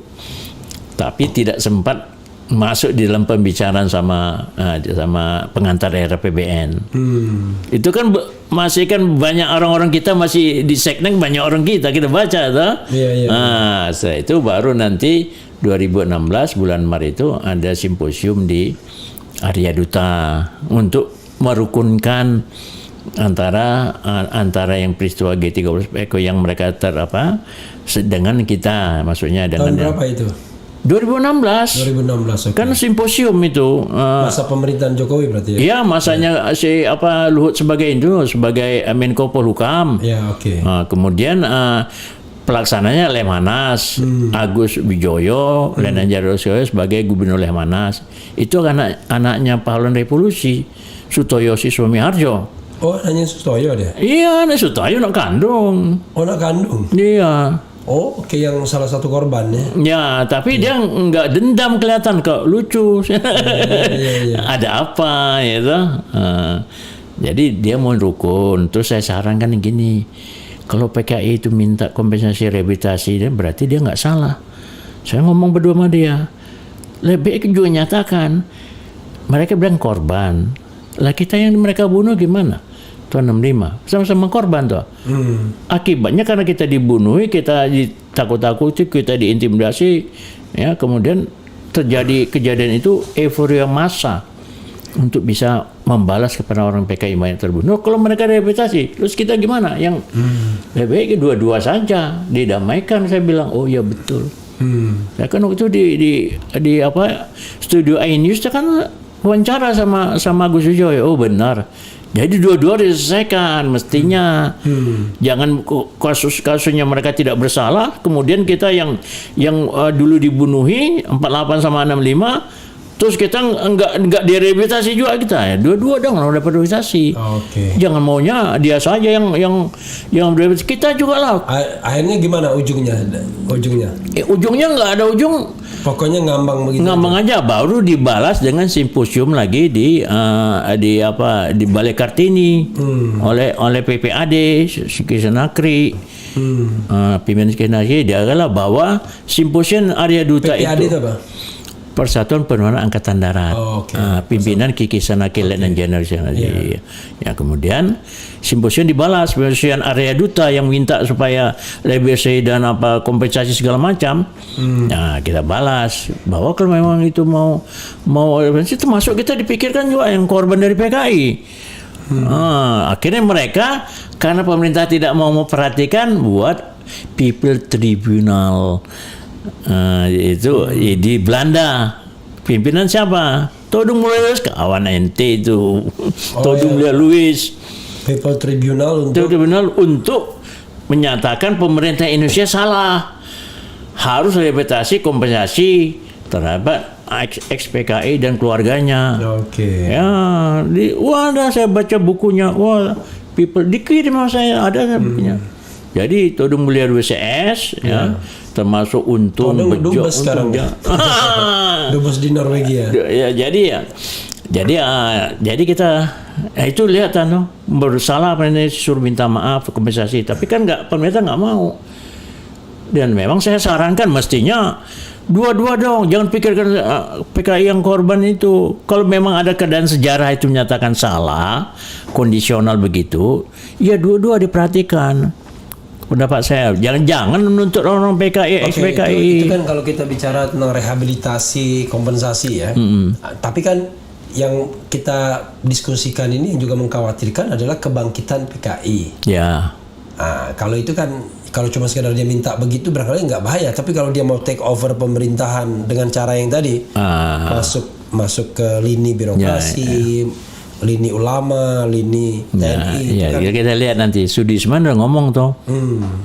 Saya bisa biar anggota PKI yang mati terbunuh atau apa, tapi PKI tetap hidup, komunis tetap hidup katanya. Itu udah contohnya. Saya yakin apa Pak Jenderal? Sudah itu 2017 Agustus 2016 di Madura ada pawai foto, edit, nyoto beredar gambar PKI ikut pawai, tapi nggak ditangkap. Kemudian supaya dihidupkan kembali lagi PKI komunis, itu cabut TAP MPRS orang yang namanya Bambang Betur Suryadi. Fraksi PDIP ngomong kita cabut TAP MPRS yang melarang komunis, Marxis, Leninis segala macam dan partainya untuk bisa eksis lagi. Dia ngomong gitu, baru kira tahun 2017-an lah, baru itu. Dan kemudian apakah ada terindikasi di dalam pemerintahan? Nah sekarang kita melihat ya di daerah-daerah waktu suasana tahun 65.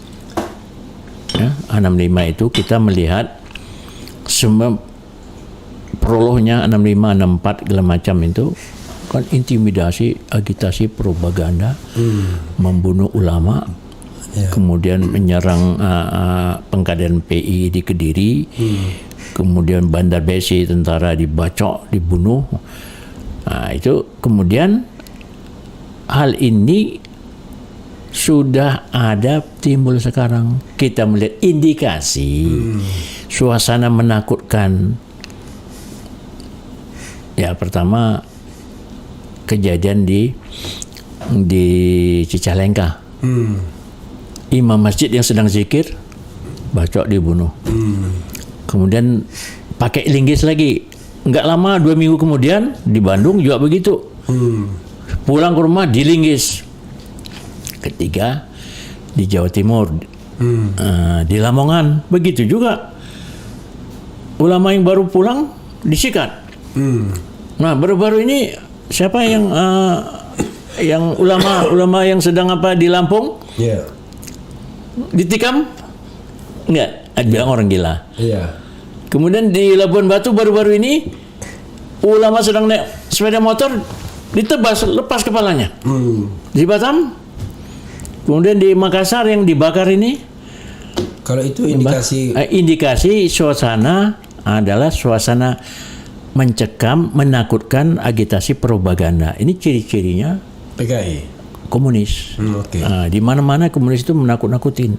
Jadi orang ngerasa takut, kemudian nggak dekat sama agama. Dan agama sudah mulai ya disepelekan lah, yang apalah segala macam gitu. Itu gejala suasana, gejalanya kelihatan. Gejalanya kurang lebih sama ya. Udah sama suasananya. Gitu. Kemudian pesantren-pesantren, ulama-ulama dimulai, ya apakah dibilang kriminalisasi kita tidak tahu lah. Tapi gejala-gejalanya sudah laksana. Kemudian undang-undang yang keluar di dalam DPR yang kita katakan ya kalau siapa Alfian Tanjung bisa sampai 120 orang gitu. Karena mereka kan sudah bisa masuk di partai. Iya. Maka undang-undang yang keluar kok rasanya ya nggak mengenakkan lah gitu ya. Yang mengenakkan lah, apalagi sekarang katanya undang-undang pesantren itu kan ditolak oleh pesantren. Pesantren yang bukan disetujui oleh partai, oleh ormasnya. Tapi para kiainya yang punya pesantren kan bukan ormas, bukan NU punya. Iya. Memang kan yang punya kan para kiai-kiai yang membuat pesantren. Sekarang undang-undangnya sekarang keluar Perpunya. Yang sekarang udah rame ini loh saya baca. Perpunya mengeluarkan untuk pengangkatan para kiai harus ada badan khusus. Di situ ada ikut pemerintah, dalam ini Menteri Agama. Dikasihlah yang namanya dana abadi pesantren. Pesantren itu bebas. Maksudnya mereka dapat karena infak, sedekah, kemudian zakat. Dari situ lagi hidup pesantren. Upaya sendiri para kiainya, upaya ini tidak perlu dibantu pemerintah. Tapi sekarang pemerintah kasih dana abadi.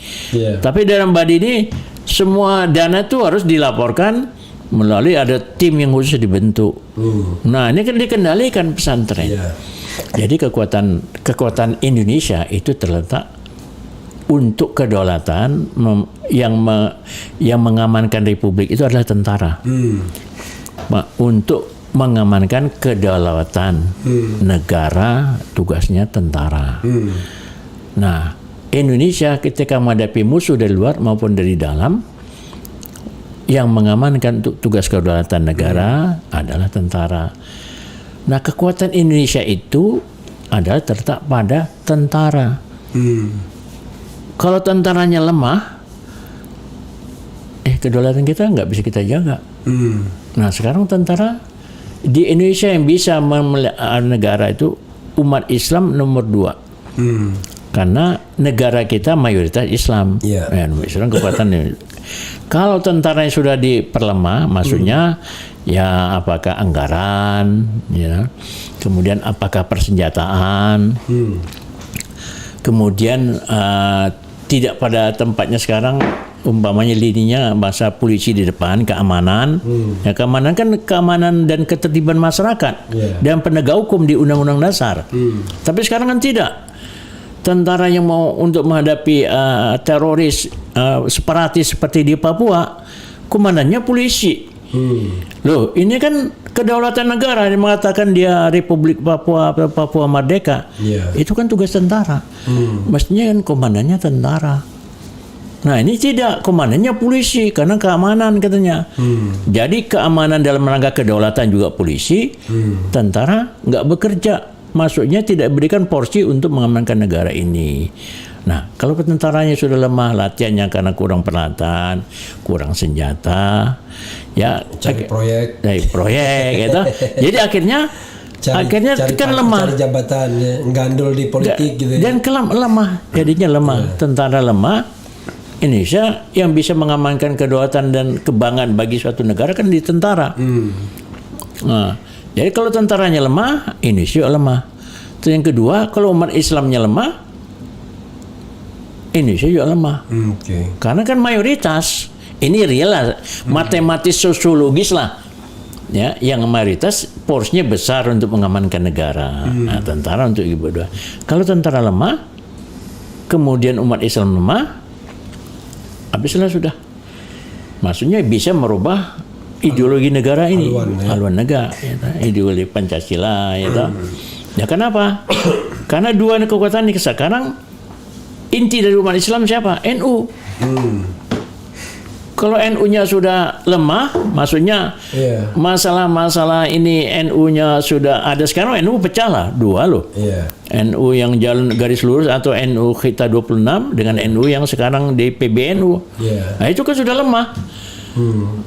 Antara pimpinan ustadznya, kiainya itu udah nggak percaya kepada PBNU. Iya, iya. Nah, sekarang udah keluar tuh di medsos, saya baca gini, udah nggak percaya sama PBNU. Kan lemah. Kalau intinya NU-nya udah lemah, apalagi Indonesia bisa berubah sementara dan komunis muncul nanti dia mau ngasain. Apa ini udah masuk di pemerintahan, kita kan tidak tahu. Iya, iya.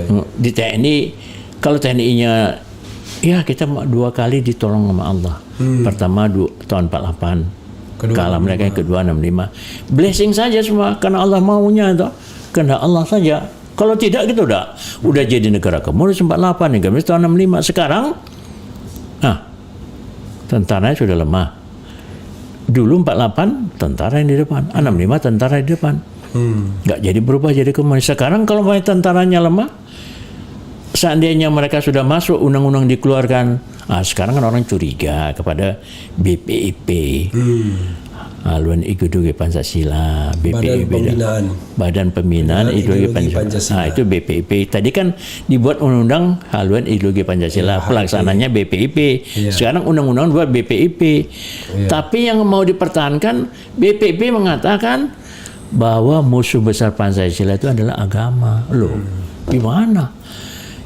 Ideologi Pancasila di situ ada ketuhanan, negara berdasarkan ketuhanan Maha Esa. BPIP yang akan menjalankan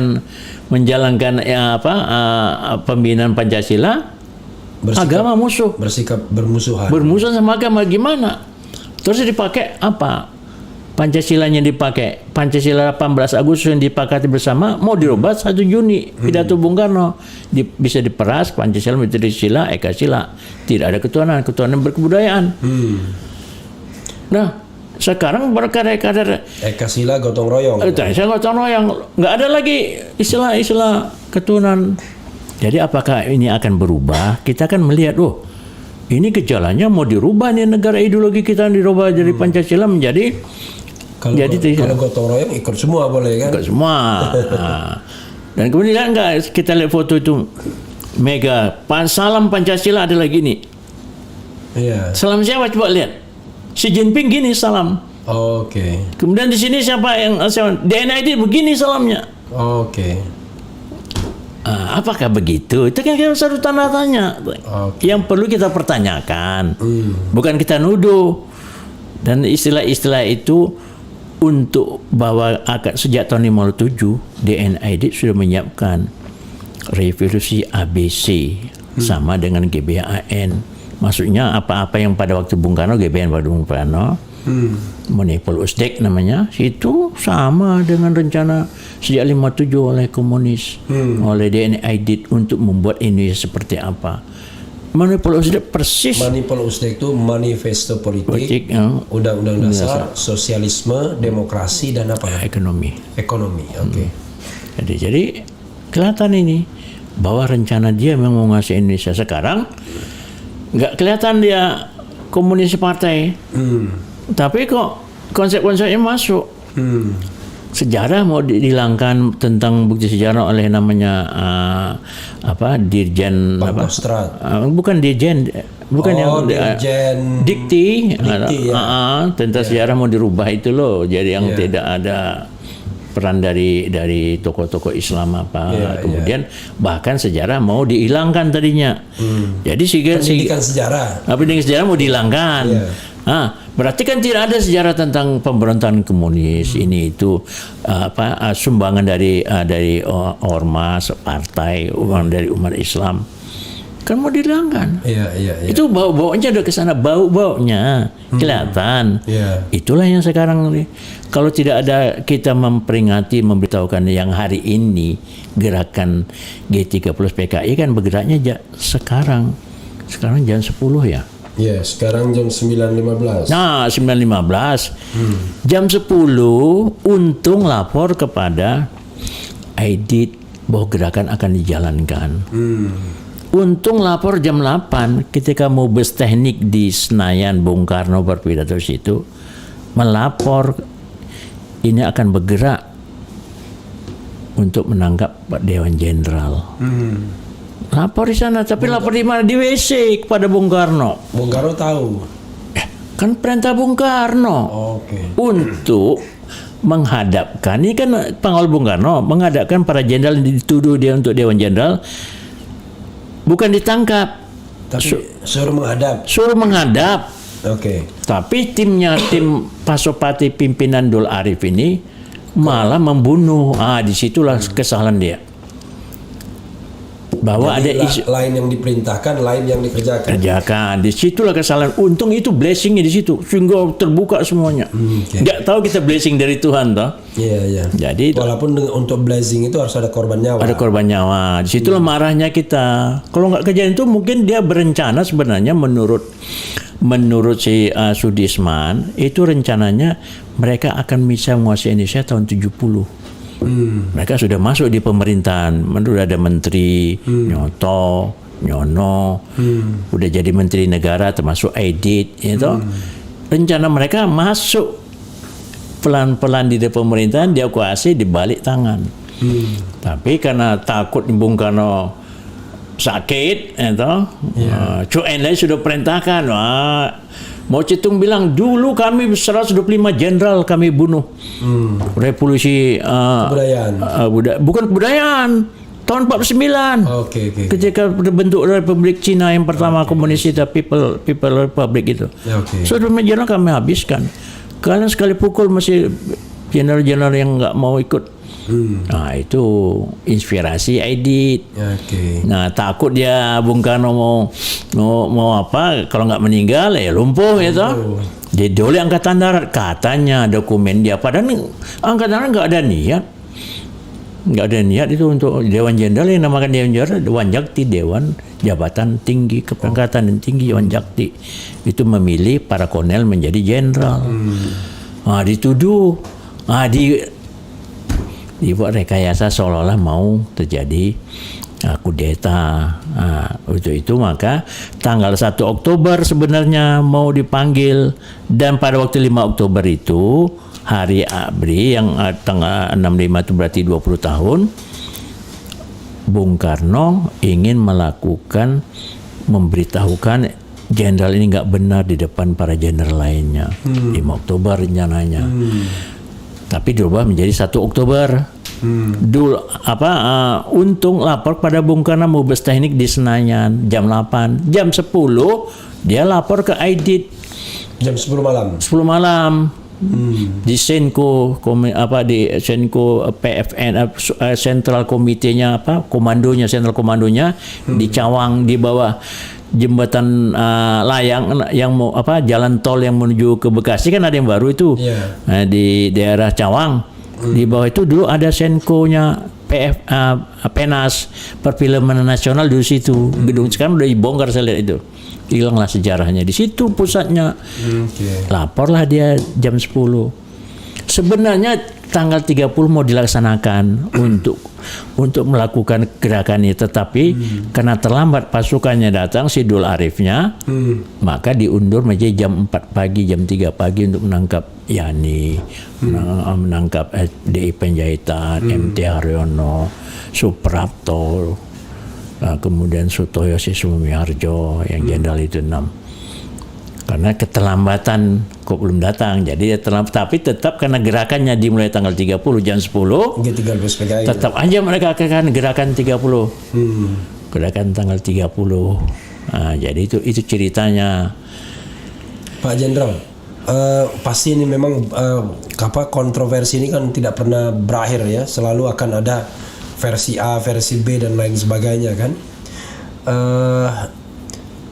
Kalau kasus yang terbaru mungkin ini ada yang mau di-share lagi Pak Jenderal soal ini.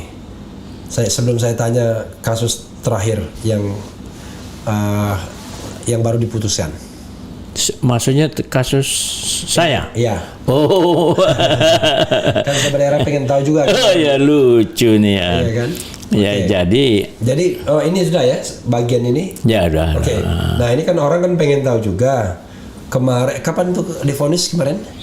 Tanggal 20 kemarin, hari Jumat. 20 September. Ya, hari Jumat. 20 September Jumat itu 24 ya. Hari Jumat itu hari Jumat. ya pokoknya kira-kira Ya, hari Jumat yang ya, baru-baru ini ya, hari Jumat yang lalu. Pak Jenderal divonis bersalah mengenai kepemilikan senjata api ya. Kepemilikan senjata api. Selama 5 bulan. 4 bulan 15 hari. 4 bulan 15 hari. Padahal Ya. Pak Jenderal sendiri sudah ditahan Tahan 7 bulan. 7 bulan. 2,5 bulan siapa yang bayar?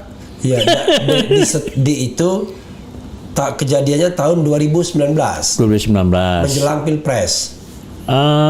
Udah selesai. Udah selesai Pilpres. Pilpres kan tanggal 3 ya, tanggal pengumuman itu tanggal Pilpres itu tanggal 17 April. 17 April. Ya. 17 April betul. Nah, ya 17 April. Ya. Nah, selesai pengumuman itu ke tanggal 3 Mei ya. Ya, lupa saya. Ya, 3 ya Mei Iya. Mei ya. Kemudian saya demo di mimpin demo di lapangan Banteng. Bersama Banteng bersama Egy Sujana. Oke. Tapi saya nggak sempat orasi karena saya terlambat datang. Egy Sujana orasi. Ganda ditangkap karena demo itu makar. Saya demo juga di Bawaslu. Oke, yang 2021 itu. Yang ke-21 yang tanggal 9. Oh, tanggal 9-nya. 9-nya Mei.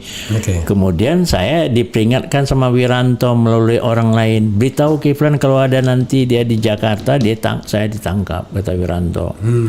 Karena ada peringatan Wiranto gitu, saya nggak apa waktu pengumuman di MK itu saya nggak. Mei kan setelah pengumuman MK ya, yang Mei tanggal 21. Nah, itu belum itu. Belum ya. Ya, yang setelah pengumuman MK Juni. yang Kalau yang itu itu demo setelah pengumuman ya, demo kekacauan itu, saya nggak ada di Jakarta, saya di Batam karena istri saya sakit di rumah anak saya.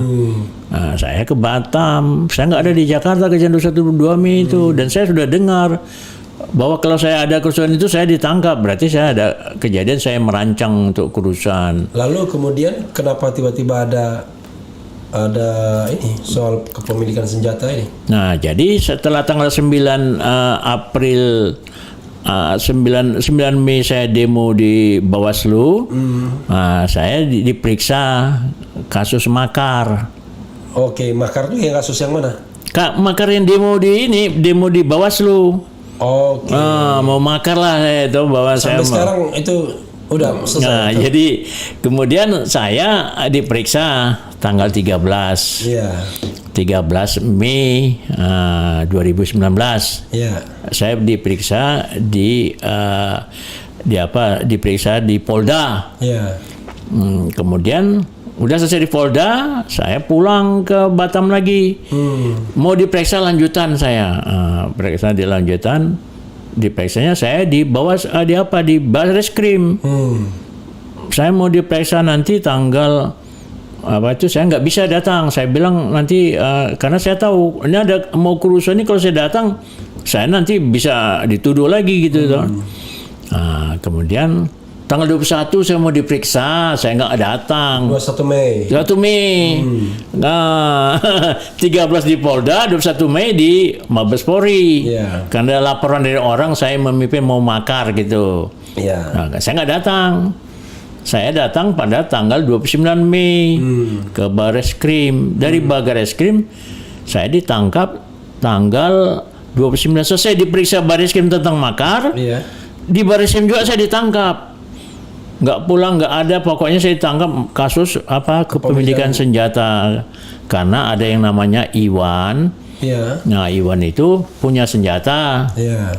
Ditangkap di Hotel Mega di Menteng. Iya. Kemudian di mana senjata? Dibilang dari saya. Saya merintahkan itu dia punya senjata pistol revolver, dibilang dari saya. Berapa satu senjata? Ada satu senjata di situ.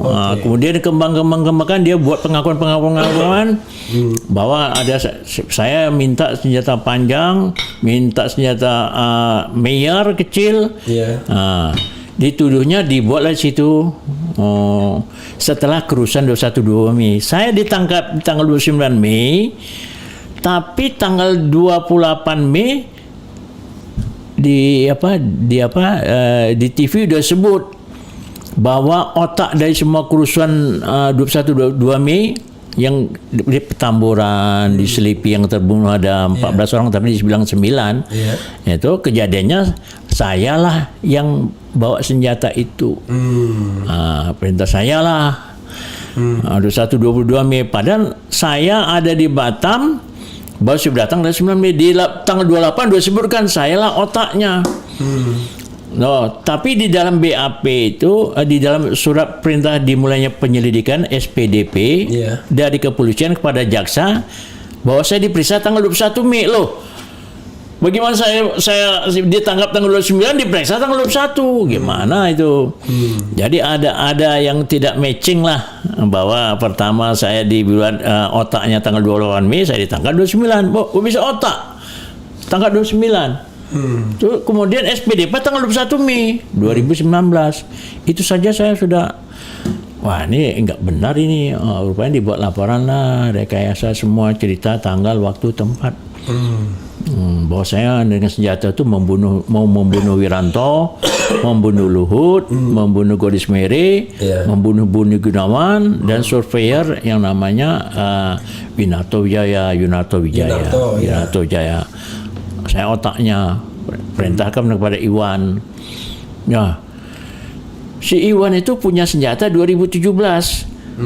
Saya dituduh memberikan uang 2019 tanggal 29 Februari 2019 ngasih uang. Padahal saya ngasih uang sama si Iwan tuh tanggal 9 Maret 2019 dalam rangka untuk demo di depan istana, dalam rangka menghadapi 11 Maret Super Semar jangan dicabut. Karena ada rencana kedengaran, mereka menuntut supaya dicabut Super Semar untuk peringati. Saya kasih dana dia, si Iwan. Betul, saya kasih dana. Karena kan untuk demo di depan istana supaya jangan dicabut tentang Super Semar. Nah, dituduhnya saya mengasih uang 9 Februari. Padahal pengaku Iwan bulan Maret. Kok dirubah menjadi Februari? Itu sudah semua rekayasa.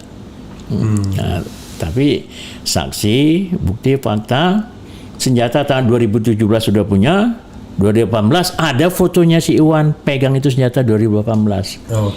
Nah, memang senjata dia itu. Senjata dia, bukan senjata saya. Direkayasa lah bahwa itu atas perintah saya ngasih uang, padahal uang itu untuk demo. Jadi antara tanggal, waktu, tempat, locus tempus. Udah nggak benar semuanya. Tapi saksi mengatakan senjata bukan milik saya. Dia kasih ini fotonya si Iwan, ini fotonya senjata panjang ini. Saya kasihkan ke hakim. Keterangan saksi yang mengatakan senjata bukan milik saya oleh hakim diabaikan. Kata hakim, semua keterangan saksi diabaikan. Loh, kok bisa hakim ngomong semua keterangan saksi diabaikan? Jadi tetap dinyatakan bersalah. Tetap dinyatakan bersalah. Tapi hukumannya 4 bulan 15 hari. 15 hari. Tuntutan saya oleh jaksa, saya dituntut 7 bulan. Tapi keputusan hakim 4 bulan 15 hari. 7 bulan itu sesuai dengan tuntutannya penahanan. Saya ditahan 7 bulan. Sekarang saya naik banding ke Pengadilan Tinggi, mudah-mudahan saya bebas. Karena apa? Saya membersihkan nama dalam rangka itu kan kehormatan saya. Saya sudah berbakti untuk bangsa dan negara ini. Saya nggak sebutkan bagaimana saya berbakti untuk bangsa dan negara. Saya membebaskan sandera Malaysia tahun 81 di Papua. Saya membebaskan pasukan saya bersama saya. Diteruskan oleh pasukan lain. Membebaskan sandera di Filipina 2016-2017. 4 kali saya membebaskan.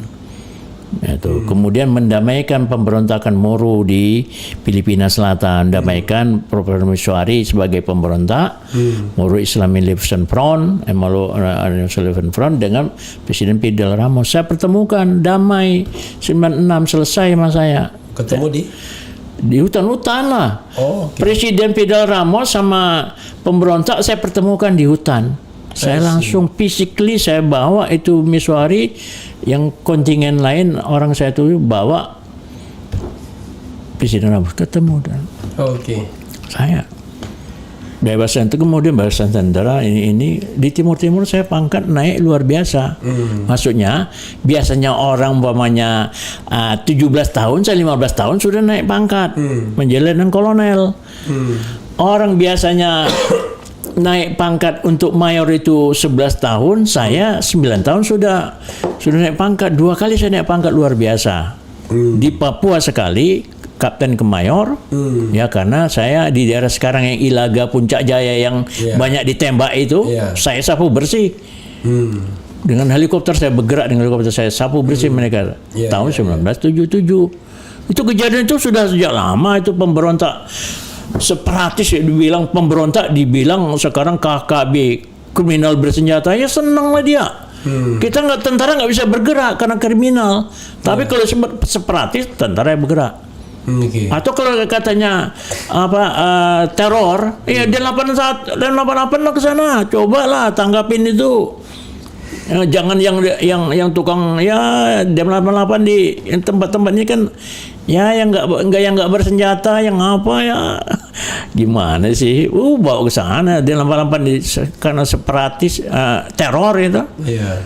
Kalau umpamanya disebut itu separatis, itu tugasnya tentara kedaulatan, komandannya tentara. Sekarang komandannya polisi. Karena KKB. KKB kriminal. Jadi tentara menjaga kedaulatan nggak bisa bergerak. Pertama, dana dipegang sama polisi, dana operasional sampai dia punya untuk mendapatkan ini. Cucu saya bergerak sekarang ada di Papua dari batalion. Ada cucu saya ada Letnan 2. Cucu kandung saya. Oke. Batalion 114. Perlengkapannya kurang. Naik defense-nya untuk mencari malam, perlengkapannya kurang, beli sendiri. Bayangkan. Orang operasi alat peralatan beli sendiri. Ransel beli sendiri. Ini benar kok. Kenapa? Dana kan jatuh kepada polisi untuk operasional. Komandannya polisi. Mestinya kan jatuhnya kepada kita kalau umpamanya itu sifatnya menjaga kedaulatan. Tentara yang di depan, komandannya tentara. Pantasnya itu sana di Papua itu komandan tentara. Yaitu yang namanya adalah dia sifatnya separatis. Kalau teroris bisa 2, teror bisa polisi, bisa tentara sekarang kan boleh. Di tugas-tugas yang lain. Kenapa? Ya pemerintah mungkin takut nanti daerah itu dikatakan daerah separatis, ya mungkin luar negeri jadi ikut-ikutan mungkin. Karena itu daerah konflik, daerah perang. Jadi urusannya bukan urusan lagi dalam negeri, tapi urusan antar kedaulatan. Antar kedaulatan. Ini kan pengennya dianggap masalah internal. Ya itu. Jadi susah juga. Bagi tentara juga susah, bagi pemerintah juga susah. Pak Kiflan, ini udah nggak terasa kita bicara, udah berapa? Udah lama sekali, udah 2 jam. 2 jam mungkin, 1,5 jam. Dan yang nonton juga banyak ini, ribuan. Kemudian juga pro dan kontra di sini ke sosok Pak Kiflan ya. Tapi saya janji Pak, saya mau baca yang ini. Nanti kapan-kapan kita diskusi lagi isinya. Terima kasih. Jadi saya juga dengan penonton maaf saja. Itulah yang saya alami. Kalaupun juga itu bertentangan dengan pandangan ya nggak ada masalah. Tapi itulah yang saya alamin. Jadi kan yang namanya sejarah itu kita harus paham, ini versinya Pak Kiflan ya sobat daerah sekalian. Yang paling penting pelaku sejarah itu jujur mengatakan apa yang dia alami, ya kan? Apa yang dia ketahui. Nah, nanti ada pelaku sejarah lain. Nah, disitulah makanya penelitian sejarah itu berkembang kan begitu ya. Iya. Oke. Jadi Tapi jangan baperan juga.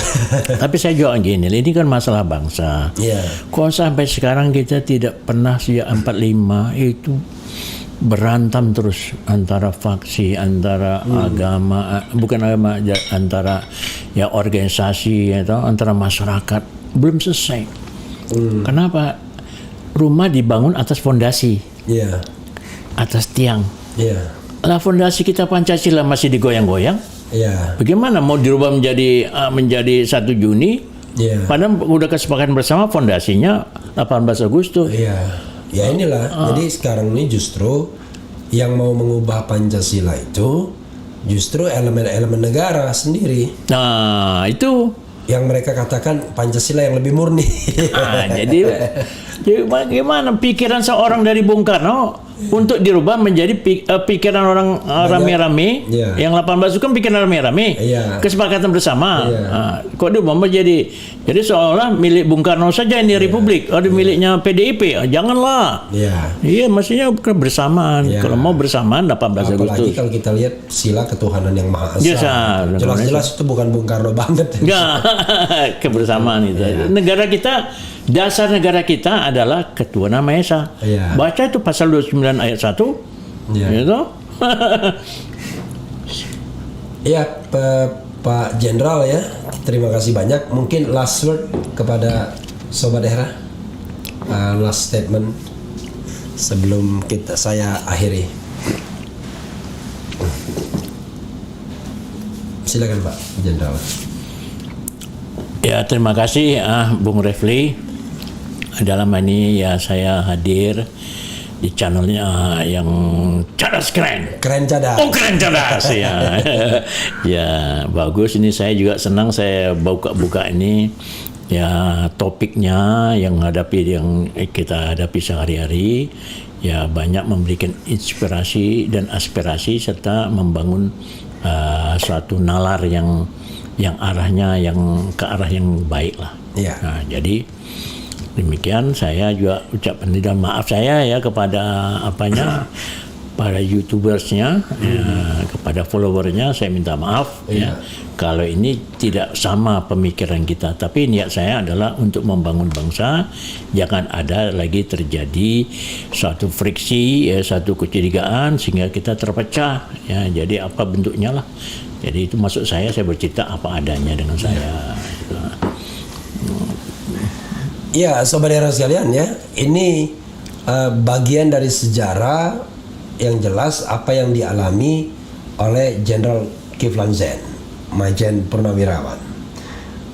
Saya berjanji pengen membaca buku ini, dan terutama yang menarik, bagaimana peralihan kekuasaan di Reformasi 98. Karena isunya kan banyak sekali, ada tentara hijau, tentara merah, faksi Pak Kiflan kemana. Yang jelas Pak Kiflan faksinya ke Prabowo waktu itu. Ya. Lalu tapi Pak Kiflan juga ke Habibie juga. Habibie juga ya. Jadi nanti ini kan bagian dari sejarah untuk sebuah pembelajaran. Kemarin kita ngomong 2,5 jam dengan Rizal Ramli karena kondisi sehat saya. Dan nanti kita akan kulik-kulik lagi persis ketika bagaimana peralihan kekuasaan. Tadi ada yang menarik. Yang menarik itu adalah Wiranto, menurut Pak Kiflan tadi ya, menurut Pak Jenderal, Wiranto mengatakan situasi sudah tidak bisa dikendalikan oleh tentara. Iya. Laporan kepada Pak Harto ketika pulang dari Mesir. Iya. Tapi Pak Kiflan mengatakan sudah kami atasi dengan Prabowo. Iya. Ya, jadi nanti itu bagian yang menarik yang barangkali perlu kita diskusikan, dan pasti Sobat Era sekalian pengen tahu banyak. Tapi untuk tahu banyak itu mungkin ada baiknya biar energinya lebih hemat, efektif. Kita baca buku ini dulu sama-sama. Ya, buku ini juga. Ya. Ini bukan hanya menerangkan era 98, menerangkan sejak Bung Karno bagaimana politik Indonesia sejak mulai Indonesia ada.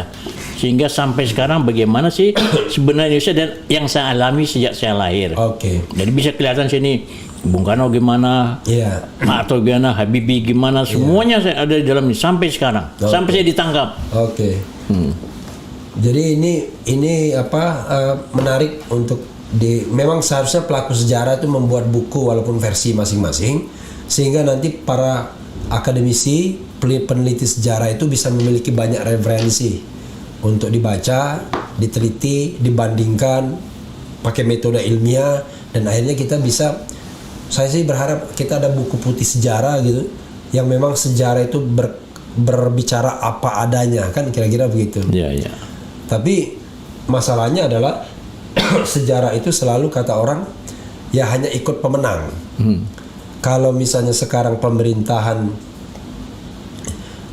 the ruling partinya berbeda dengan Orde Baru dan dengan SBY, maka sekarang yang lebih banyak diresmikan patung Bung Karno. Patung yang lain malah hilang. Kira-kira begitu. Zaman Pak Harto terbalik, Bung Karno nggak ada, Pak Harto yang ada. Tapi itulah nanti dinamika sejarah. Kita akan janji kita, ya Pak Jenderalnya, kita diskusikan lagi. Ya, terima kasih ya. Saya juga mohon maaf ini sampai ya, kalau mau buku saya ini bisa nanti dicari ya melalui Tokopedia ya toh. Bisa ada. Jadi ini bisa dipesan di Tokopedia ya? Ya, di Tokopedia ada kok itu. Harganya berapa nih? 100.000 aja. 100.000 ya? 100.000 saja. Harganya 100.000. Tapi kalau mau minta yang ini beda. Ini hadiah. Ini hadiah. Hadiah. Tapi nanti bisa juga kita pakai apa? Istilahnya hadiah. Jadi kita kasih buku kepada waktu nanti diskusi kedua setelah saya baca buku ini, nanti saya underlining yang ingin saya tanyakan. Sobat era sekalian itu bisa mendapatkan buku ini. Nah, nanti kita undi aja dari ini ya. Yang sudah ditandatangani Pak Kiflan gitu ya, Pak Jenderal. Ya, sobat era sekalian itu saja ya. Mohon maaf nih suara saya agak terima kasih Bung Refli. Ya, itu saja. Sampai jumpa. Makasih banyak Pak Jenderal. Ya. Mari. Oke.